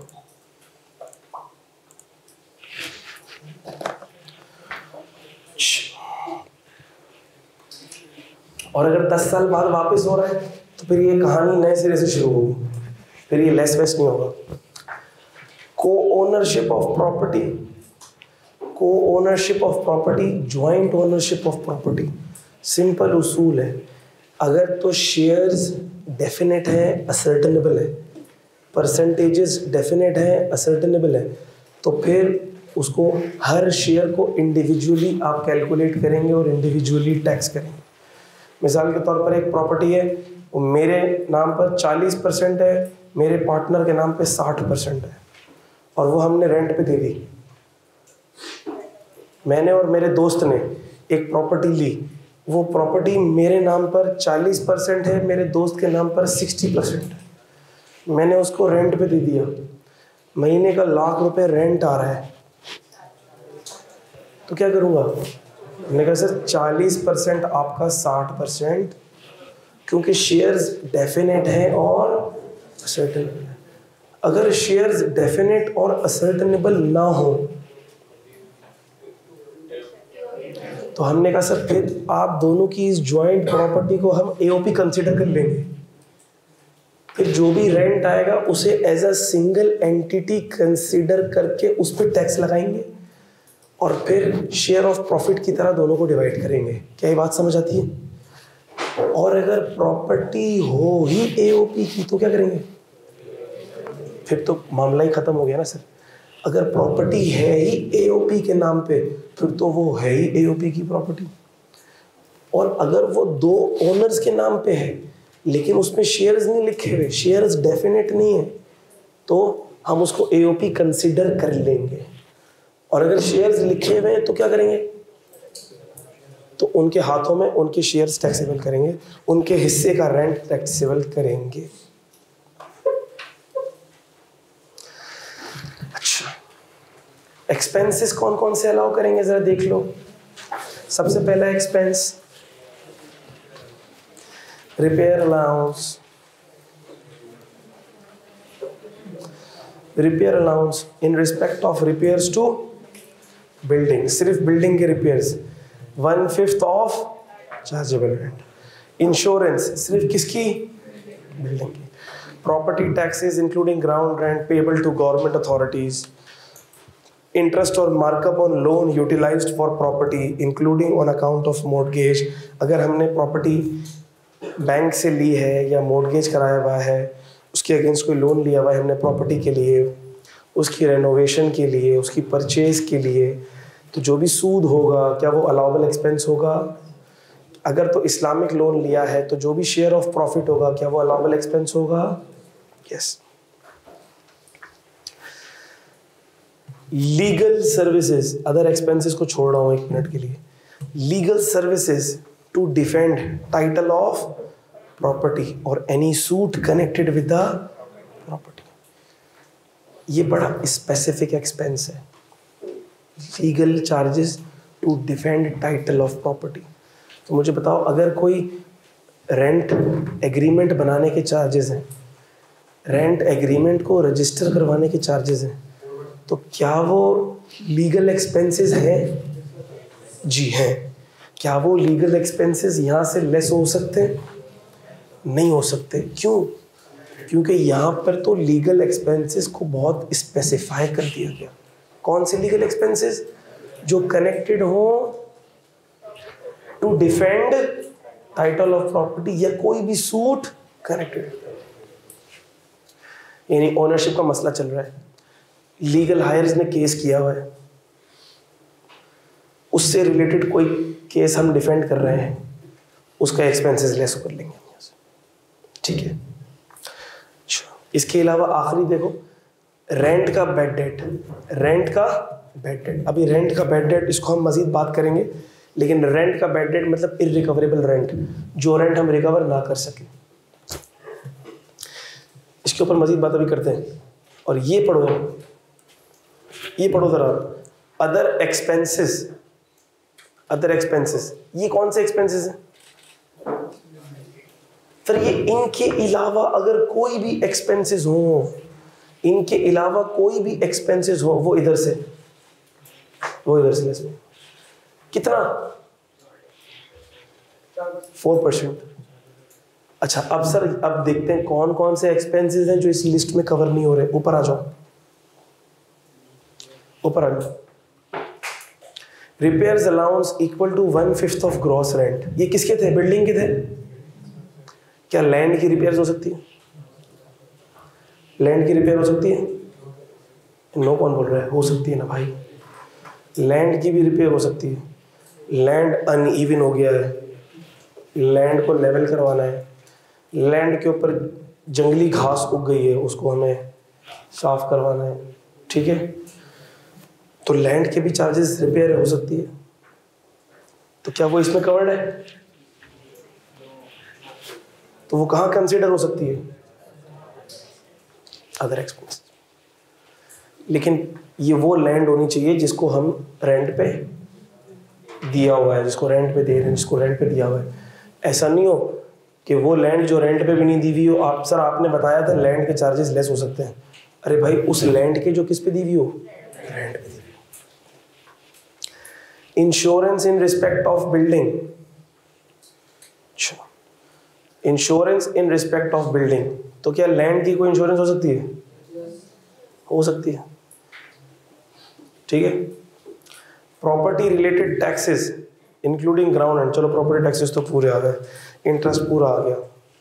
अच्छा, और लीगल सर्विसेज में मैंने बताया कि legal charges, rent agreement draft करने के चार्जेस, क्या वो इसमें आएंगे? तो वो किस में आ जाएंगे? अदर मिसलेनियस चार्जेस में आ जाएंगे, ठीक है। एक तो मिसलेनियस भी आ जाएंगे, अदर एक्सपेंसेस भी आ जाएंगे, और administration and rent collection charges भी। मिसाल के तौर पर मैंने एक बंदा रख लिया, उसका काम है रेंट की कलेक्शन करना, तो क्या मैं उसकी सैलरी भी यहाँ से लेस कर सकता हूँ? अच्छा, अब मिसाल के तौर पर मैंने सारे अला बला फला एक्सपेंस जो कहीं नहीं आ रहे थे और जो प्रॉपर्टी के रेंट से रिलेट कर रहे थे वो मैंने सारे यहाँ डाल दिए, और वो बन गए 3 लाख रुपए। कितने बन गए? 3 लाख रुपए। ग्रॉस रेंट कितना है पहले साल का? 12 लाख रुपए। तो क्या मैं पूरा लेस कर लूं? नहीं, कितना करूं? इसका 4%, बाकी सारा डिसअलाउ। क्लियर है? अच्छा, फिर रेंट का बैड डेट। सर रेंट का बैड डेट लेस करने की कुछ कंडीशंस हैं, ये बड़ी इंपॉर्टेंट कंडीशंस हैं, ये आपको याद होनी चाहिए। आसान सी कंडीशन है, टेनेंसी वॉज बोनाफाइड। बोनाफाइड मतलब ये कि नेक नियति पे मबनी हो, हमें नहीं पता था हमारी प्रॉपर्टी पे कब्जा कर लेगा, या हमें नहीं पता था हमें रेंट नहीं देगा। Defaulting tenant has vacated the property, हमने खाली कराने की हर मुमकिन कोशिश कर ली, नोटिस वोटिस दे दिए, हमने कोई और प्रॉपर्टी भी उसको नहीं दी हुई रेंट पे, हमने लीगल स्टेप्स भी ले लिए, या लीगल स्टेप लेने का कोई फ़ायदा नहीं है। और सबसे इम्पॉर्टेंट पॉइंट ये है जो कैलकुलेशन के पर्सपेक्टिव से इम्पॉर्टेंट है, बाकी तो आप लोग याद कर ही लेंगे, कर ही लिया होगा। कैलकुलेशन के पर्सपेक्टिव से ये आखिरी वाला पॉइंट सबसे इम्पॉर्टेंट है। Unpaid rent was previously charged to tax and the tax has been duly paid on. यानी ईयर वन में टेनेंट ने हमें सिर्फ 8 महीनों का किराया दिया था, लेकिन हमने इनकम कितने की कैलकुलेट की थी? 12, और हमने टैक्स भी कितने पे दिया था? 12। तो अब हमें 4 महीनों का किराया ईयर 1 में नहीं मिला था, और अब मिलने के चांसेस भी नहीं है। केस चेस भी कर लिया हमने, सब कुछ कर लिया। तो अब उन 4 महीनों को तुम अगले साल में बैड डेट एक्सपेंस में लेके जा सकते हो, क्योंकि तुमने पिछले साल में यानी कि पहले साल में उसको इनकम में ऐड करके टैक्स कर लिया था। क्या ये बात समझ आ रही है? और इसके अलावा आईएफपी के अंदर और कोई चीज़ ऐसी है नहीं जो हम डिस्कस करें। विदहोल्डिंग के प्रोविजंस आपके कोर्स का पार्ट वैसे नहीं है। अच्छा, और अगर कोई एक्सपेंस ऐसा है जो आपने लेस कर लिया है, अलाउ कर लिया है, तो उस पर वही कंडीशन लगेंगी जो किसकी हैं? सेक्शन 21 की कंडीशंस है। सेक्शन 21 की क्या कंडीशंस थी? सर बैंकिंग चैनल के थ्रू पे होना चाहिए, टैक्स विदहोल्ड होना चाहिए, और अगर कोई एक्सपेंस हमने अलाउ कर लिया और अगले 3 सालों तक पे भी नहीं किया तो चौथे साल में जाके क्या हो जाएगा, वो ऐड बैक हो जाएगा। तो वो सारी कंडीशंस यहाँ पर भी अप्लाई हो। तो इनकम फ्रॉम प्रॉपर्टी भी अल्लाह के करम से ख़त्म हुआ। कैपिटल गेन,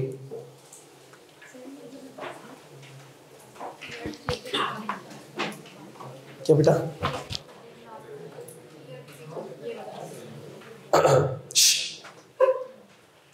ईयर 3 में हमने ये किया, पुराना टेनेंट छोड़ के चला गया, नया टेनेंट आखिरी के 2 महीनों में आया, 1.5 लाख रुपए किराया था, ठीक है। जुलाई, यूं समझ लें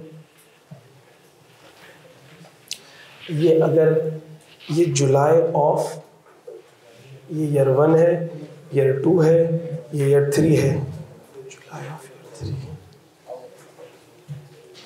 जुलाई, यूँ समझ लें कि अगर मैं इसको कह दूँ 2021, अगर मैं कह दूँ 2022, और अगर मैं इसको कह दूँ 2023, तो ये जुलाई 2023 और ये मार्च जून, ये जुलाई 2022 हुई और ये क्या हुई, मार्च जून 2000, सेम टैक्स ईयर है, यानी कि उसका पहला महीना और टैक्स ईयर के आखिरी 2 महीने, ठीक है। ये तो समझ आता है आपको। चलो कैपिटल गेन शुरू करें। सबसे इंपॉर्टेंट हेड ऑफ इनकम है कैपिटल गेन। तो देखो अभी हम क्या करेंगे, अभी हम ये करेंगे कि कैपिटल गेन और इनकम फ्रॉम अदर सोर्सेज, इसके कॉन्सेप्ट्स हम कर लेंगे discuss.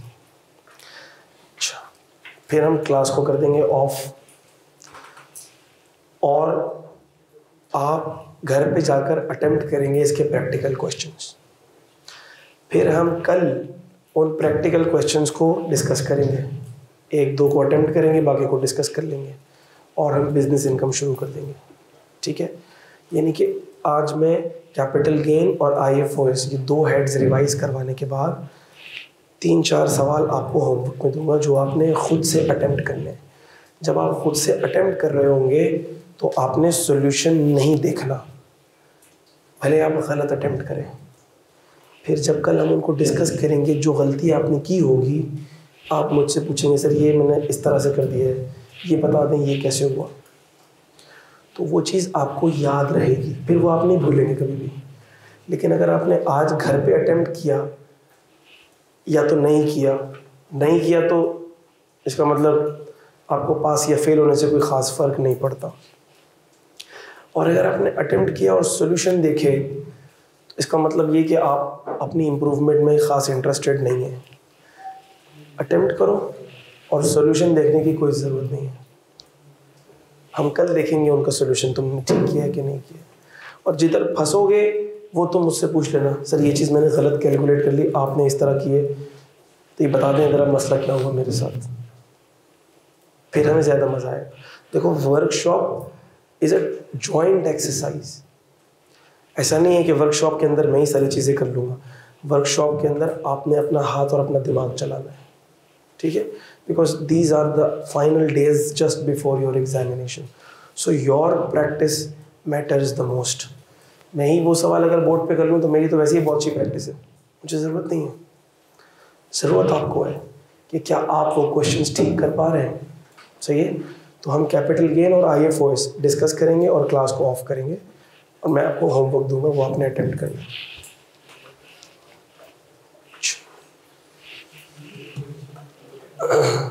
Capital gain, capital gain में चेंजेस हैं और ठीक ठाक चेंजेस हैं। तो वो स्टूडेंट्स ख़ास तौर पर कि जिन्होंने पिछली दफ़ा पेपर दिया था और अनफॉर्चुनेटली ना निकल पाया, वो ज़रा गौर से सुन लें, और जिन्होंने पेपर पिछली दफ़ा नहीं दिया था और अगली दफ़ा भी देने का इरादा नहीं रखते वो भी गौर से सुन लें, क्योंकि ये चेंजेस उनके लिए तो है important.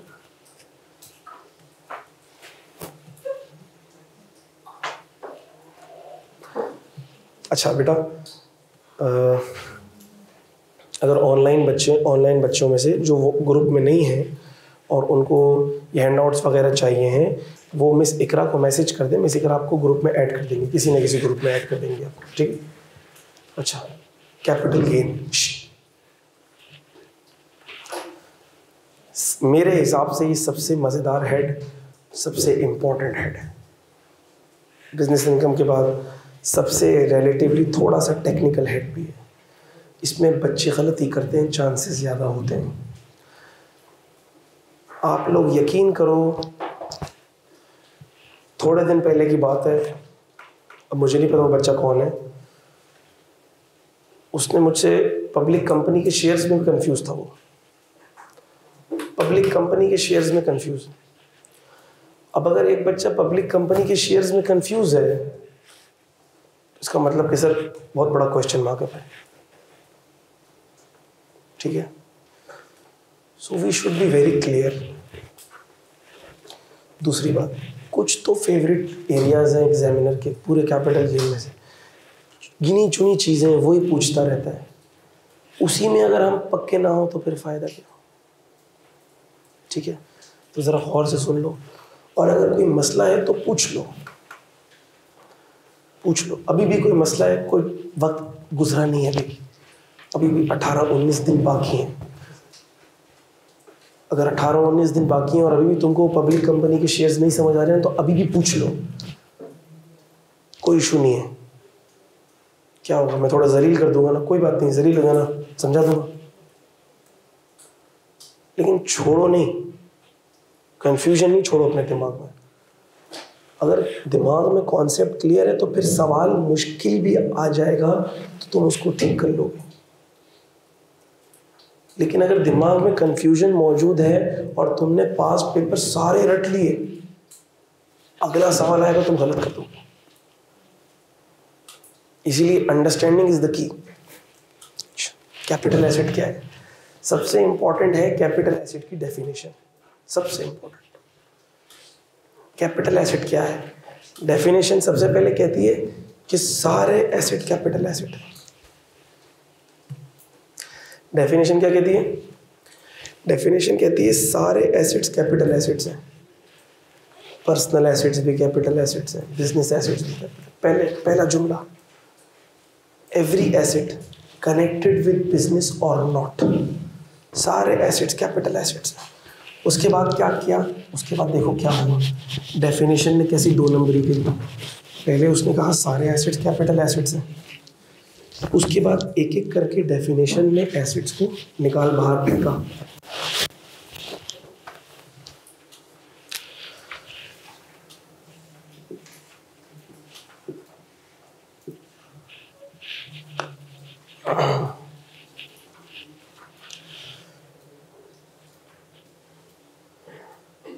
All assets personal plus business.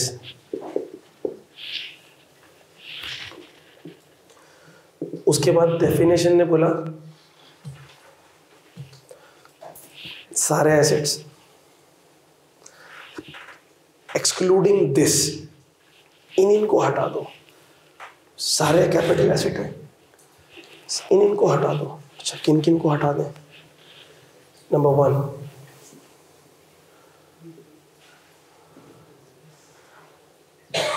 Business inventory, जिसमें आपके पास finish good, raw material, semi finished, work in process, stores, spares, loose tool सब आ गए, हटा दो।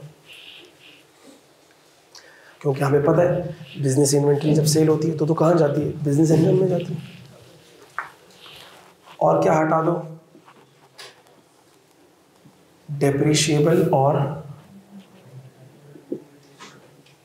अमोर्टाइजेबल एसेट्स।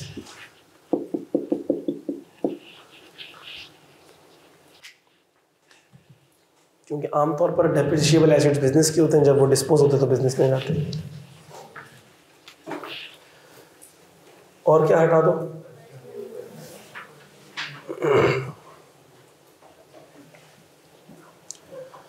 Personal movable assets.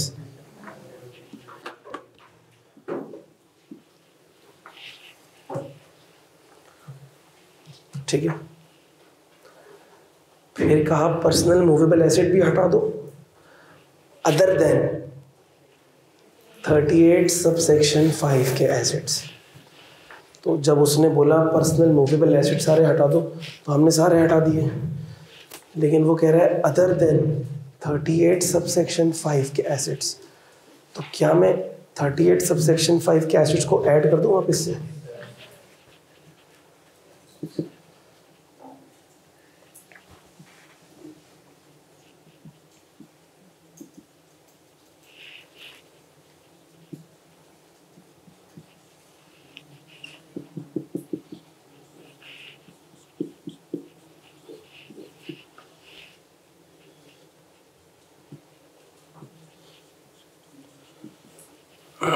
अब मेरा सवाल है आपसे,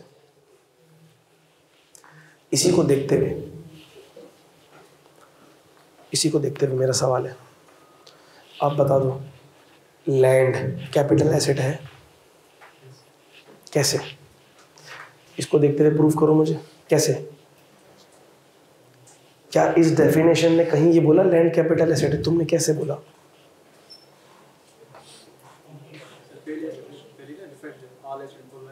हाँ, वेरी गुड सर। जब इसने बोला ना ऑल एसेट्स, तो उसमें तो सारे आ गए, मूवेबल भी आ गए, इमूवेबल भी आ गए, उसमें तो सब आ गए। फिर मैंने ये देखा कि आपने कहीं उसको बाहर तो नहीं किया, आपने उसको थैले से बाहर तो नहीं निकाला? मैंने कहा नहीं निकाला। इन्वेंट्री निकाली, डेप्रिशिएबल, पर्सनल इमूवेबल प्रॉपर्टी तो थैले से बाहर ही नहीं निकाली आपने। तो इसका मतलब इमूवेबल प्रॉपर्टी क्या है? कैपिटल एसेट है। अच्छा आप बता दो बेटा, आप फैक्ट्री बिल्डिंग को मैंने सेल कर दिया, फैक्ट्री बिल्डिंग क्या है? कैपिटल एसेट है? क्यों नहीं है? बिल्डिंग है तो क्या हो गया? बिल्डिंग है तो क्या हो गया? बताने दो ना उसको। फैक्ट्री बिल्डिंग कैपिटल एसेट है? नहीं है, क्यों? सर फैक्ट्री बिल्डिंग आपने बोल दिया, फैक्ट्री बिल्डिंग तो बिजनेस की होगी ना, और अगर बिजनेस की बिल्डिंग है तो डेप्रिशिएट भी होगी, और जब डेप्रिशिएट होगी तो आपने यहाँ से तो डेप्रिशिएबल एसेट निकाल दिए। पर्सनल बिल्डिंग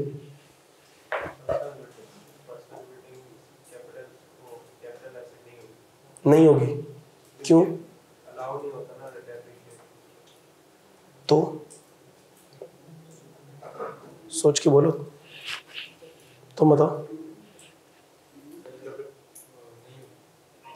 नहीं होगी, कैपिटल एसेट नहीं होगी, आप बताओ। हाँ अब बताओ तुम। पर्सनल बिल्डिंग कैपिटल एसेट है? वो दोनों भाई बोल रहे हैं नहीं है। पर्सनल बिल्डिंग कैपिटल एसेट है क्या? नहीं है। तीनों ने गलत जवाब दिया। मैंने इसीलिए बोला था कैपिटल गेन को बहुत गौर से, बहुत ख्याल से सुनना। एक तो वैसे ही मैं मशहूर हूँ कि सर जब आप सवाल पूछते हैं तो आप कंफ्यूज कर देते हैं। मैं इस मामले में मशहूर हूँ। पर्सनल बिल्डिंग कैपिटल एसेट है। पर्सनल बिल्डिंग कैपिटल एसेट है। कैसे है मुझे क्या पता? इस डेफिनेशन को देखो, तुम बताओ कैसे है पर्सनल बिल्डिंग। सर पहले आपने सारे एसेट्स को थैले में डाल दिया, तो क्या पर्सनल बिल्डिंग भी थैले में आ गई? फिर एक एक करके आपने थैले से बाहर निकाला। बिजनेस इन्वेंट्री नहीं निकली। Depreciable asset, personal building depreciate नहीं होती, तो यहाँ से भी नहीं निकली। पर्सनल मूवेबल एसेट, सर जो बिल्डिंग है वो मूवेबल भी नहीं है, यहाँ से भी नहीं निकली। तो जब कहीं से निकली नहीं तो वो तो थैले में ही पड़ी हुई है। क्या ख्याल है? पर्सनल बिल्डिंग कहाँ पड़ी हुई है? वो तो सर इस थैले में पड़ी हुई है, वो तो कैपिटल एसेट है। कंफ्यूज नहीं होना। डेफिनेशन को समझना है, डेफिनेशन को याद रखना है। हर चीज डेफिनेशन से सॉल्व होगी। शेयर्स कैपिटल एसेट है कि नहीं है?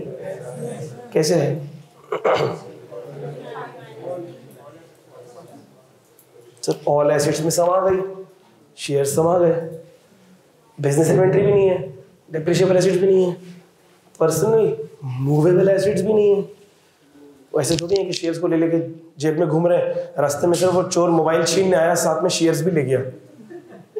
ऐसा कभी सुना तो नहीं है हमने। पर्सनल मूवेबल एसेट्स भी नहीं है, तो हमने कहा इसका मतलब कि शेयर्स भी कैपिटल एसेट्स है कि नहीं है? बस ये मोटी मोटी चीज़ें दिमाग में बिठानी है। कैपिटल एसेट, जो भी कैपिटल एसेट है, जो भी कैपिटल एसेट है, उसके डिस्पोजल पर जो गेन आएगा कहाँ जाएगा? इसका मतलब कैपिटल गेन आने के लिए एसेट को क्या करना जरूरी है? डिस्पोज करना जरूरी है। अगर कोई एसेट डिस्पोज नहीं हो रहा और कोई बच्चा फिर भी कैपिटल गेन में कुछ ना कुछ जनाजा लेकर जा रहा है, तो क्या वो ठीक कर रहा है, गलत कर रहा है? वो सरासर गलत कर रहा है। जब तक कैपिटल, दो चीजें होना जरूरी हैं। पहला कैपिटल एसेट हो, दूसरा डिस्पोज हो रहा हो। अब जो गेन आएगा वो कहाँ जाएगा? बस ये मुख्तसर सा कैपिटल गेन का हेड है। अब इसके अंदर कुछ छोटी छोटी चीज़ें हैं, वो मैं बोर्ड पर अभी समझाऊंगा, तो आप जरूर समझ लेंगे फौरन से। रब कर दो, ये तो 50 दफ़ा लिख लिया हो तुम लोगों ने, रजिस्टर में देखना 10-20 दफ़ा तो लिखा हुआ है।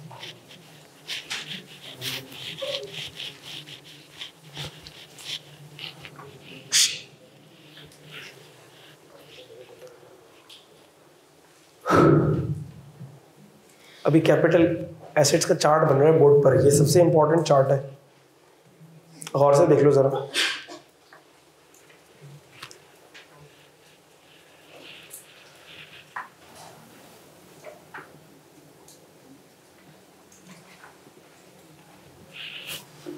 कैपिटल एसेट्स की 3 कैटेगरीज हैं।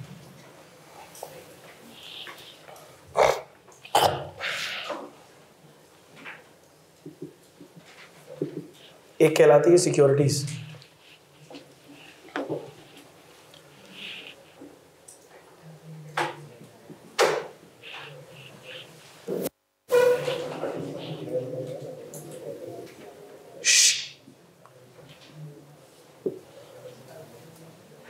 इमूवेबल प्रॉपर्टी, तीसरा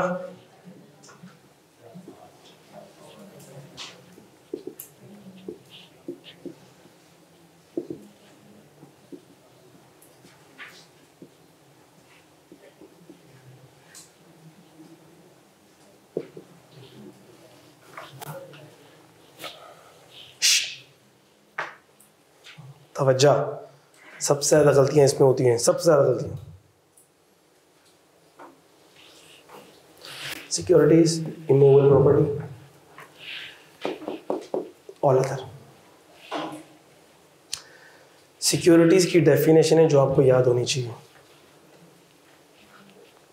सिक्योरिटीज की डेफिनेशन है जो आपको याद, मेरे ख्याल में समरी में भी लिखी हुई होगी, देखो लिखी हुई है, ये रहा, ये रहा, ठीक है।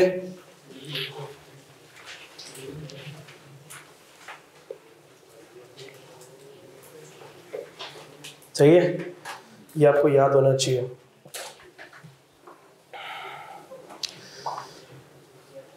तो ये वैसे तो आपको माशाल्लाह याद ही है, लेकिन मैं इधर याद दिलाने के लिए लिख रहा हूं, shares of public company, shares of public company. एक और चीज भी याद होनी चाहिए आपको,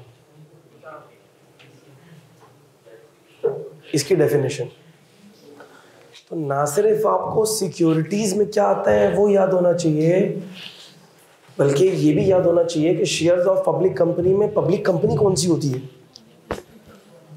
पब्लिक कंपनी में भी 4-5 चीजें जो लिस्टेड हो stock exchange per year and पे, जिसके 50% या उससे ज़्यादा शेयर्स फेडरल गवर्नमेंट या प्रोविंशियल गवर्नमेंट के पास हो, जिसके 50% या उससे ज़्यादा शेयर्स फॉरेन गवर्नमेंट के पास हो, जिसके 50% या उससे ज़्यादा शेयर किसी ऐसी फॉरेन कंपनी के पास हो जो wholly owned by foreign government हो, म्यूचुअल फंड हो, ये सब के सब पब्लिक कंपनी में जाते हैं। तो ये डेफिनेशन याद होनी चाहिए। अब मुझसे बच्चे ने पूछा सर पब्लिक, मैं लिस्टेड में कंफ्यूज हूँ, पब्लिक अनलिस्टेड को आपने पब्लिक कंपनी क्यों नहीं लिया? पब्लिक अनलिस्टेड को आपने पब्लिक कंपनी क्यों नहीं लिया? तो जब मैं ये शेयर्स का समझाता था, मैं सबसे पहले समझाता था कि public company as per company law public listed भी हो सकती है और पब्लिक अनलिस्टेड भी हो सकती है। लेकिन अगर ये पब्लिक अनलिस्टेड लिखी हुई है तो इसका मतलब यूं समझ लो कि ये प्राइवेट लिखी हुई है टैक्स की दुनिया में, क्योंकि टैक्स की दुनिया में पब्लिक कंपनी वही होती है जो क्या है, लिस्टेड। अब ये कंपनी लॉ की दुनिया में तो पब्लिक अनलिस्टेड पब्लिक बोली जाएगी, लेकिन टैक्स की दुनिया में पब्लिक तस्वुर नहीं की जाती। तो अगर किसी बच्चे को पब्लिक कंपनी की डेफिनेशन में मसला है फिर वो फंस जाएगा। यानी कि पब्लिक अनलिस्टेड कंपनी भी क्या है, प्राइवेट कंपनी। क्योंकि प्राइवेट कंपनी की डेफिनेशन क्या है, any company which is not a public company.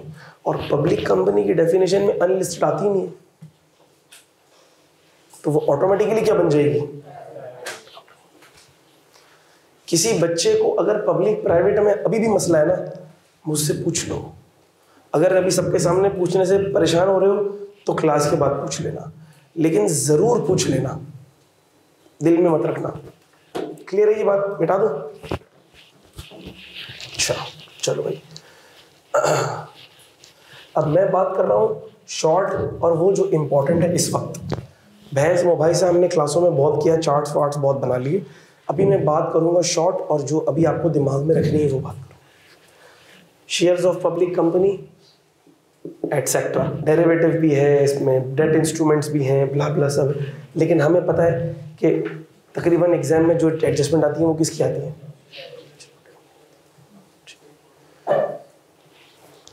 इसका ट्रीटमेंट क्या होगा sir? Taxable as separate block of. इसका मतलब अगर पब्लिक कंपनी के शेयर सेल हो रहे हैं तो उसके गेन को हम नॉर्मल गेन के साथ एड अप, उस पर नॉर्मल स्लैब रेट अप्लाई नहीं होंगे, उस पर स्पेशल रेट अप्लाई होंगे। और दो ही रेट हैं जो तुमको याद रखना है, एक है 15 और एक है 12.5। 15 कब लगेगा? जब 2023 में लेकर 2023 में बेच दिया। 12.5 कब लगेगा? अक्वायर्ड बिफोर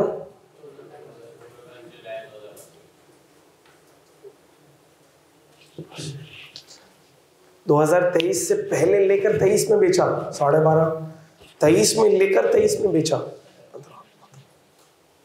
इतना सिंपल। इधर आ जाओ इमूवेबल प्रॉपर्टी पे, गौर से देखना, इधर चेंज है। पुरानी अटेम्प्ट वाले बच्चे थोड़े मुतवज्जे हो जाएं। हमने कहा सर पहले 2 कैटेगरियां होती थी, अब 3 होंगी। कौन कौन सी बोलो?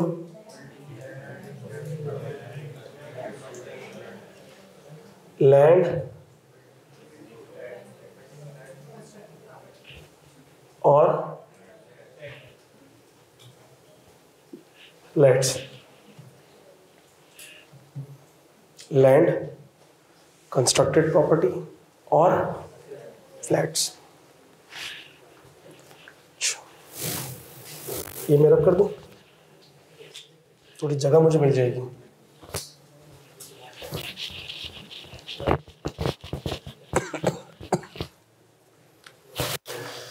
लैंड,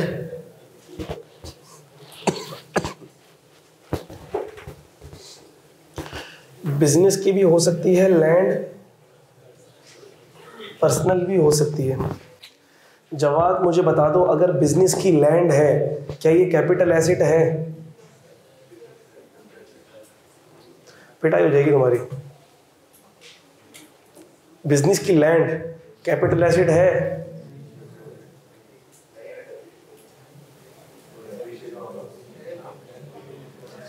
बिजनेस की लैंड कैपिटल एसेट है और बिजनेस की लैंड का डिस्पोजल कैपिटल गेन में जाएगा। पिटाई होनी चाहिए तुम लोगों की।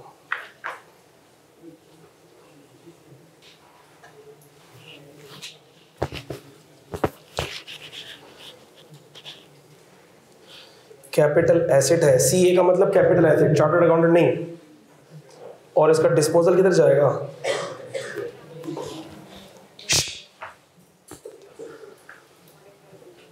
Personal land, personal land capital asset है, इसका डिस्पोजल कहां जाएगा? कंस्ट्रक्टेड प्रॉपर्टी,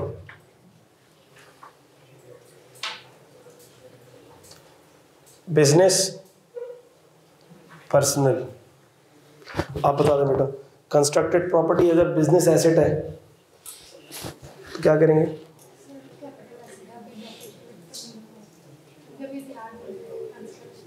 कंस्ट्रक्टेड प्रॉपर्टी है, कंस्ट्रक्टेड माजी में कंस्ट्रक्ट हो चुकी है। बिजनेस की क्या करेंगे? कैपिटल एसेट है? नहीं, बिजनेस एसेट है। डिस्पोजल कहां जाएगा? और इधर लिख लो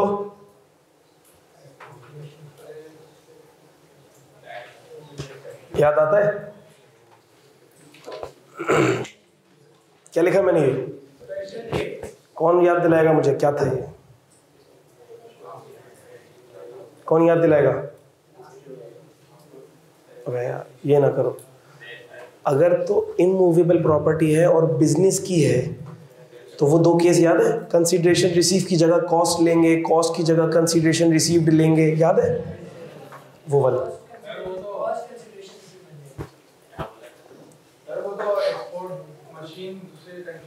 हाँ मुझे पता था। खोल ले हैंड आउट, खोल ले भाई। एक export of asset outside Pakistan था और दूसरा था डिस्पोजल ऑफ इमूवेबल। ये दो केसेस मैंने बोर्ड पर एक साथ ही पढ़ाए। आज तक जितने अटेम्प्ट्स में पढ़ाए सब एक साथ पढ़ाए। याद आया? नहीं आया तो फिर बिजनेस इनकम में याद आएगा।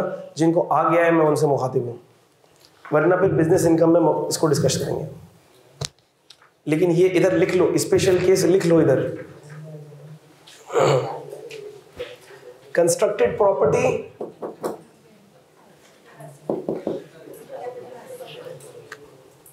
अच्छा बोर्ड पर शिफ्ट कर दूं। एक तो आप लोग खुद भी शिफ्ट नहीं करना आता आप लोगों को ना, जूम वूम सिखाना पड़ेगा मुझे। अच्छा क्या है ये? कैपिटल एसेट, डिस्पोजल कहां जाएगा? फ्लैट्स। Business, personal. बिजनेस के होंगे तो गालिब गुमान ये है कि वो डेप्रिशिएबल होंगे। मिसाल के तौर पर बिजनेस ने कोई फ्लैट खरीदा था, उसमें उसके एम्प्लॉय रहते हैं तो वो डेप्रिशिएट। अच्छा ऐसा भी हो सकता है कि बिजनेस ने कोई फ्लैट ले ली हो, आगे देख ले भाई, टन मुड़ जा। ऐसा हो सकता है, मुझे उम्मीद नहीं है एग्जाम में आएगा ऐसा कुछ एग्जाम में आने की मुझे उम्मीद नहीं है, लेकिन ऐसा हो सकता है कि किसी बिजनेस ने इन्वेस्टमेंट के लिए फ्लैट्स लिए हो। किसके लिए? इन्वेस्टमेंट के लिए फ्लैट लिए हो। तो क्या वो बिजनेस में यूज हो रहे होंगे? क्या वो डेप्रिशिएट हो रहे होंगे? नहीं हो रहे होंगे। इन्वेस्टमेंट के लिए लिए हुए ना, कैपिटल एप्रिसिएशन के लिए लिए हुए, वो डेप्रिशिएट नहीं हो रहे होंगे। अगर वो डेप्रिशिएट नहीं हो रहे, बिजनेस में यूज नहीं हो रहे, वो बिजनेस में यूज नहीं हो रहे, तो फिर वो बिजनेस एसेट नहीं होंगे। लेकिन मुझे उम्मीद नहीं है कि ऐसी चीज़ एग्जामिनर आपसे पूछेगा। तो 99% चांस यही है कि जो फ्लैट्स हैं अगर वो बिजनेस पर्पज़ के लिए हैं तो वो डेप्रिशिएट हो रहे होंगे और वो क्या होंगे? Business assets. और अगर फ्लैट्स पर्सनल हैं तो वो कैपिटल एसेट्स। ये जाएगा बिजनेस इनकम में और ये जाएगा, लेकिन मैंने आपको इन केस बता दिया है, ऐसा हो सकता है कि फ्लैट्स बिजनेस ने परचेज किए हैं इन्वेस्टमेंट के लिए, उसको वो डेप्रिशिएट नहीं कर रहे होंगे, और जो एसेट डेप्रिशिएट ना हो तो फिर वो क्या बन जाता है, कैपिटल एसेट बन जाता है। लेकिन ऐसा केस आने के चांसेस मुझे लगते नहीं। नहीं, इन्वेंट्री क्यों बन जाएगा? इन्वेंट्री तो वो बनते हैं जो नॉर्मल कोर्स ऑफ बिजनेस में आप सेल परचेज कर रहे हो, इन्वेस्टमेंट है।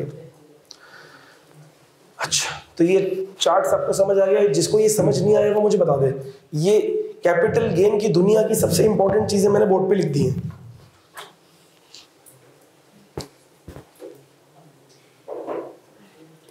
अच्छा, एक बात, ये सब के सब क्या है, separate block of income, except business, except जो बिजनेस इनकम में जा रहा है, उसके अलावा जितना भी है वो सारा कहां जाएगा, सेपरेट ब्लॉक ऑफ। अबे क्यों तस्वीरें खींच रहा है? 4 दफा तूने क्लास में खींच ली है, उसके अंदर देख ले, रजिस्टर में बना हुआ है। नहीं, टेंशन नहीं लो, भी तस्वीरों की टेंशन बिल्कुल नहीं लेनी। ऐसी 100 तस्वीरें ड्यूरिंग लेक्चर्स तुम लोगों ने खींच खींच के आर्काइव में भेज दी हैं। जो तस्वीर लेते हो वो तुम लोग घर पे नहीं पढ़ते हो। ऑल अदर एसेट्स, इसके अलावा जितने एसेट्स हैं वो सब किस डब्बे में जाएंगे, इस डब्बे में, डब्बा नंबर 3 में जाएंगे।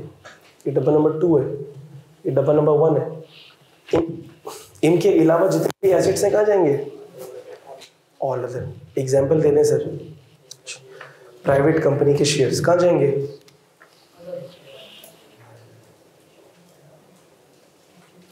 पेंटिंग्स, सेक्शन 38 सब सेक्शन 5 के जितने भी एसेट्स हैं कहाँ जाएंगे सारे, बोलो। ये वाले सारे,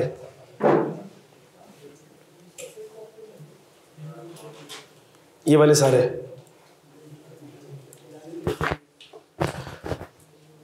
painting, sculpture, drawing, jewellery, rare manuscript, postage stamp, antique वगैरह वगैरह, ये भी सारे इधर ही जाएंगे। प्राइवेट कंपनी के शेयर्स इधर ही जाएंगे सर। क्लियर है सबको? अच्छा, एक और चेंज, एक तो चेंज ये है लास्ट टाइम से कि अब 3 कैटेगरियां बन गई। 3 कैटेगरियां बन गई हैं और इनके अलग अलग रेट्स हैं। इसके रेट अलग है, इसके अलग है, इसके अलग है। इसका होल्डिंग पीरियड अलग है, इसका अलग है, इसका अलग है। तो वो आप लोग हैंड आउट में से रेट वेट देख लेंगे, वो मैंने उसको मैं तो बता नहीं रहा है। रेट गिवन होंगे, उम्मीद है मुझे रेट गिवन होंगे। चाहिए एक और चेंज जो पिछली दफा से है, कान खुले रखो। पिछली दफा इस कैटेगरी पे इसके भी रेट चेंज, इसके तो रेट मैंने बता दिया था आपको, 12.5 और 15 2 रेट्स हैं इसके, चेंज हो गए और 2 रेट्स हैं 12.5 15, ये मैंने बता दिया था। इसके रेट चेंज हो गए होल्डिंग पीरियड के हिसाब से, हैंड आउट। इसके इस कैटेगरी में होल्डिंग पीरियड एग्जेम्पशन पिछली अटेम्प्ट में थी। 1 साल से ज़्यादा होल्डिंग पीरियड पर 25% गेन एग्जेम्प्ट होता था। इस फाइनेंस एक्ट में उस एग्जेम्पशन को ख़त्म कर दिया है। यानी कि अगर ये वाला एसेट्स आपने बेचा, होल्डिंग पीरियड 1 साल से ज़्यादा है, ये एसेट आपने बेचा, होल्डिंग पीरियड 1 साल से ज़्यादा है, क्या 25% एग्जेम्पशन लोगे? नहीं लोगे। अब जो लेगा उसके मार्क्स कटेंगे। ये पुराना ट्रीटमेंट हो गया। अभी थोड़े दिन पहले एक बच्ची का मैसेज आया, सर ये देखें सजेस्टेड सॉल्यूशन में 3/4 से मल्टीप्लाई किया हुआ है, क्यों किया हुआ है? आपको ऐसी उल्टी सीधी चीज़ें देखने की ज़रूरत क्या है? जो टीचर आपको बता रहा है आप वो तो देख नहीं रहे। एग्जामिनर ने सजेस्टेड सॉल्यूशन में पिछले 4 अटेम्प्ट पीछे क्या किया है वो बताऊं मैं आपको। पुराने सॉल्यूशंस के ट्रीटमेंट चेंज है। आपने वो थोड़ी करना है 3/4। क्या बात समझ आ रही है? उल्टी सीधी हरकतें करने की कोई जरूरत नहीं है।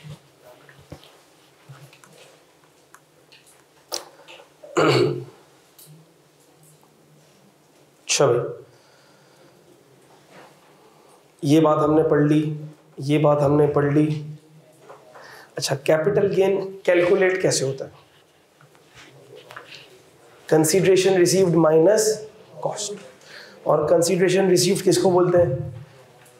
Higher of actual sale price और एफएमवी। अगर तो इमूवेबल प्रॉपर्टी है तो एफबीआर या डीसी रेट लेंगे, अगर तो लिस्टेड शेयर्स हैं तो स्टॉक एक्सचेंज के रेट्स लेंगे, अगर तो प्राइवेट कंपनी के शेयर्स हैं तो ब्रेकअप वैल्यू लेंगे। और कॉस्ट में क्या चीज आती है सर? कॉस्ट में परचेज कॉस्ट भी आती है, साथ में इंसिडेंटल एक्सपेंसेस। ये बातें हमें याद है। और कैपिटल गेन कैलकुलेट होता है ऑन एक्रूअल बेसिस। ये नॉन रिकॉग्निशन रूल, इसमें भी चेंज है। अब मजीद मेरा गला मुझे अलाउ नहीं कर रहा कि मैं मजीद आगे चल सकूं, आवाज़ अब निकलेगी नहीं मुझसे। कल इसके ऊपर डिस्कशन करेंगे, यहीं से स्टार्ट करेंगे कल का डिस्कशन। लेकिन मेरी रिक्वेस्ट है आप लोगों से, माशाल्लाह चीज़ें तो आप लोगों ने अपने पार्ट पे तो की हुई है ना, ज़रा लास्ट ये जो मैंने आपको पास पेपर्स दिए हैं, लास्ट 5 अटेम्प्ट्स के इंडिविजुअल वाले जो क्वेश्चन है, सैलरीड केस वाले, वो आपने देख के आने। कोशिश करो, अटेम्प्ट कर लो, वरना कम से कम देख के जरूर आओ।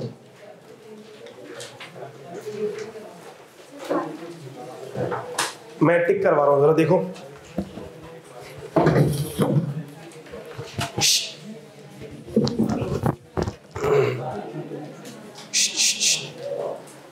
बातें नहीं, प्लीज 1 मिनट दे दो मुझे।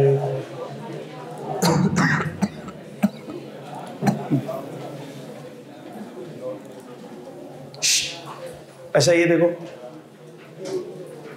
नासिर,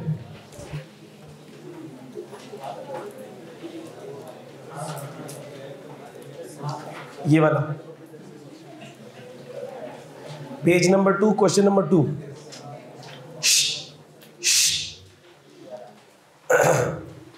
अच्छा, ये सारे सवाल, मेरी बात गौर से सुन लो, मैं ज़्यादा बोल नहीं सक रहा हूँ, अब मेरा गला चौक हो रहा है। ये सारे सवाल आप लोग देख के आओगे, जो मैं अभी बता रहा हूँ। इसके अंदर अगर किसी को कोई भी कंफ्यूजन होगी ना, वो कल मुझसे पूछ लेगा। ये लास्ट अपॉर्चुनिटी आपके पास।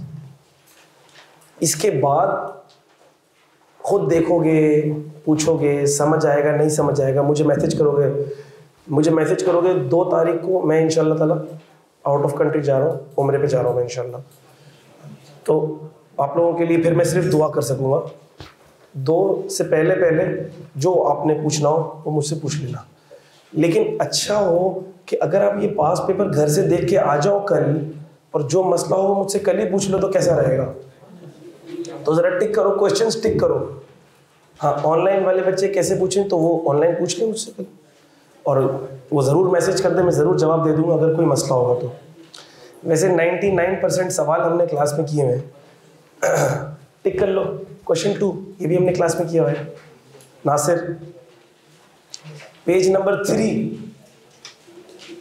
क्वेश्चन नंबर 3 टिक कर लो। Page 3, question 3।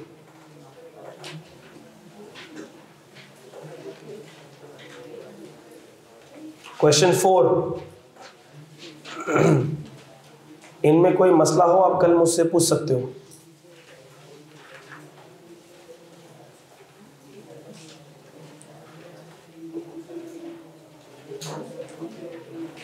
Page number 7,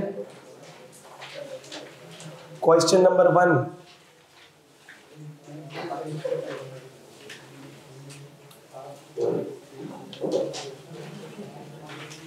question number 2, page number 8, question number 2।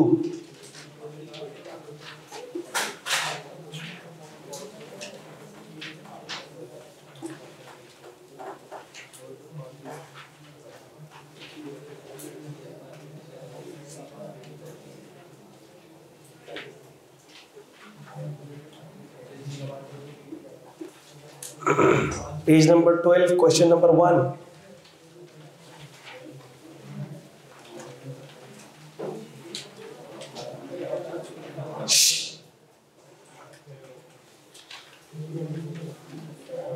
जी